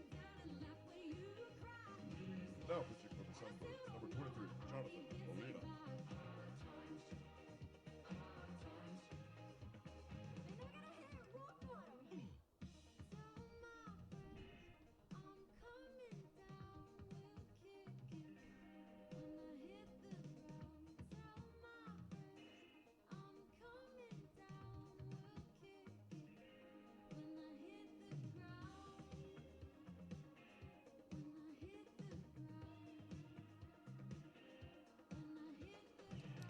Back to Bruce Hurst Field on the bottom of the 9th. Dixie State has scored 3 runs to tie the game at 5. And Dixie State still with runners on second and third. New pitcher for Fresno Pacific is number 23, Jonathan Molina. Drayson, bring us up to speed on Jonathan Molina. Yeah, 6'3" senior out of Fresno, California, coming in to today's game, making his 12th appearance in relief out of the Sunbirds bullpen. A 2-2 record and a 9.26 ERA through 11 2/3 innings pitched. 13 hits allowed, 12 earned runs, 13 walks, and 8 strikeouts for the senior from Fresno, California. Oh, here we go. Joe Raymond stepping into the box. Raymond has singled in his last 2 appearances at the plate tonight. We are tied. A single here will be a walk-off win for the Trailblazers. Molina settles for his first pitch, and it's on the inside corner for strike 1. And a good way, if you're Molina, to start off Joe Raymond on an off-speed pitch, typically, like I mentioned earlier. First pitch looking, sometimes you'll want to swing on that first pitch because you know you're going to get a good fastball strike. Molina starting him off with a curveball. 1-1 the count to Raymond. The 0-1, ground ball, third base side, and foul. 0-2. And now Raymond's got his work cut out for him, way behind in the count, 0-2. And likely, I would imagine, to see, got to be looking for some sort of off-speed pitch curveball, something down and out of the zone. Don't chase if it's not there.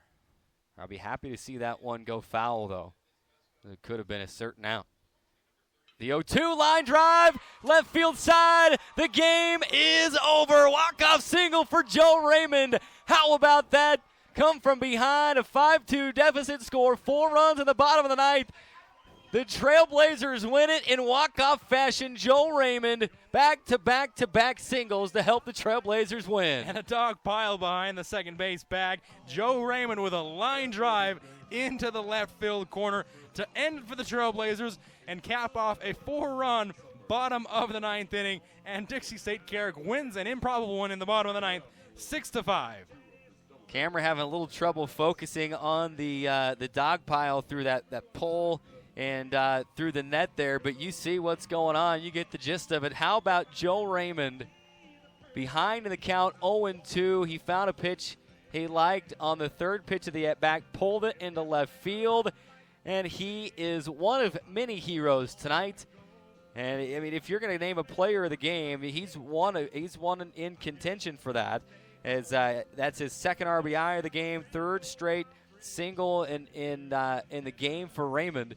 And the Trailblazers win it 6-5. We mentioned earlier in the game about how important it was for the Trailblazers not to give up any more runs in the 8th, in the 9th inning, in the 7th, the 8th, the 9th inning, and they were able to do that. How big now is that play in the top of the ninth, the fly out to Gabe Taylor in right field and the throw home to get the double play, and then the next out? I mean, that's when the momentum started. It carried over into the bottom of the ninth, and the Trailblazers win it. You used the word improbable win here. Dixie State will take it, and with that, the Trailblazers have improved back to 500 in Pac-West play, clawed their way out of the basement, so to speak, to get back up to 500, 13-13 in the Pac-West, 17-19 overall. How about this win for the Trailblazers? Yeah, tremendous effort from Dixie State. They've been, able to fight back on several occasions throughout this season, Carrick, and tonight, no different. 4 runs in the ninth inning. You mentioned the tremendous play in the top of the ninth inning from Taylor to nail his runner on the double play, the fly out on the double play there at home. Really might not have happened in this fashion had Taylor not made that tremendous throw at the plate. But hey, let's give a lot of credit to the Trailblazers not giving up. A lot of teams might have just mailed it in, threw in the towel there in the bottom of the ninth, going in, trailing by 3 runs. But Carrick, got to give a lot of credit to the Dixie State team, Trailblazers, the coaching staff, everyone for staying in this game and fighting back to put up 4 runs in the bottom of the ninth inning to win it. Dixie State going to get a 6-5 win in this, the second game of a 4-game set. How exciting is this? We got one more game to play here at Brucehurst Field. Brecken Lewis going to pick up the win, his first win of the season. The loss will be dealt to Alex Garcia. And you want to talk about giving credit where credit is due. Garcia threw a great game. Dixie State was able to solve him late. You look at Garcia's final line, 8 1/3 inning pitch, does end up giving up the 6 runs, all of them attributed to him because he allowed those base runners in the bottom of the ninth. Ends up giving 7 hits. I mean, I guess if you look at it straight across, the final line doesn't look extremely good for Garcia tonight, but he was really good through the first 7 to 8 innings of this game, and Dixie State was able to solve him finally in the last couple go-arounds through the lineup.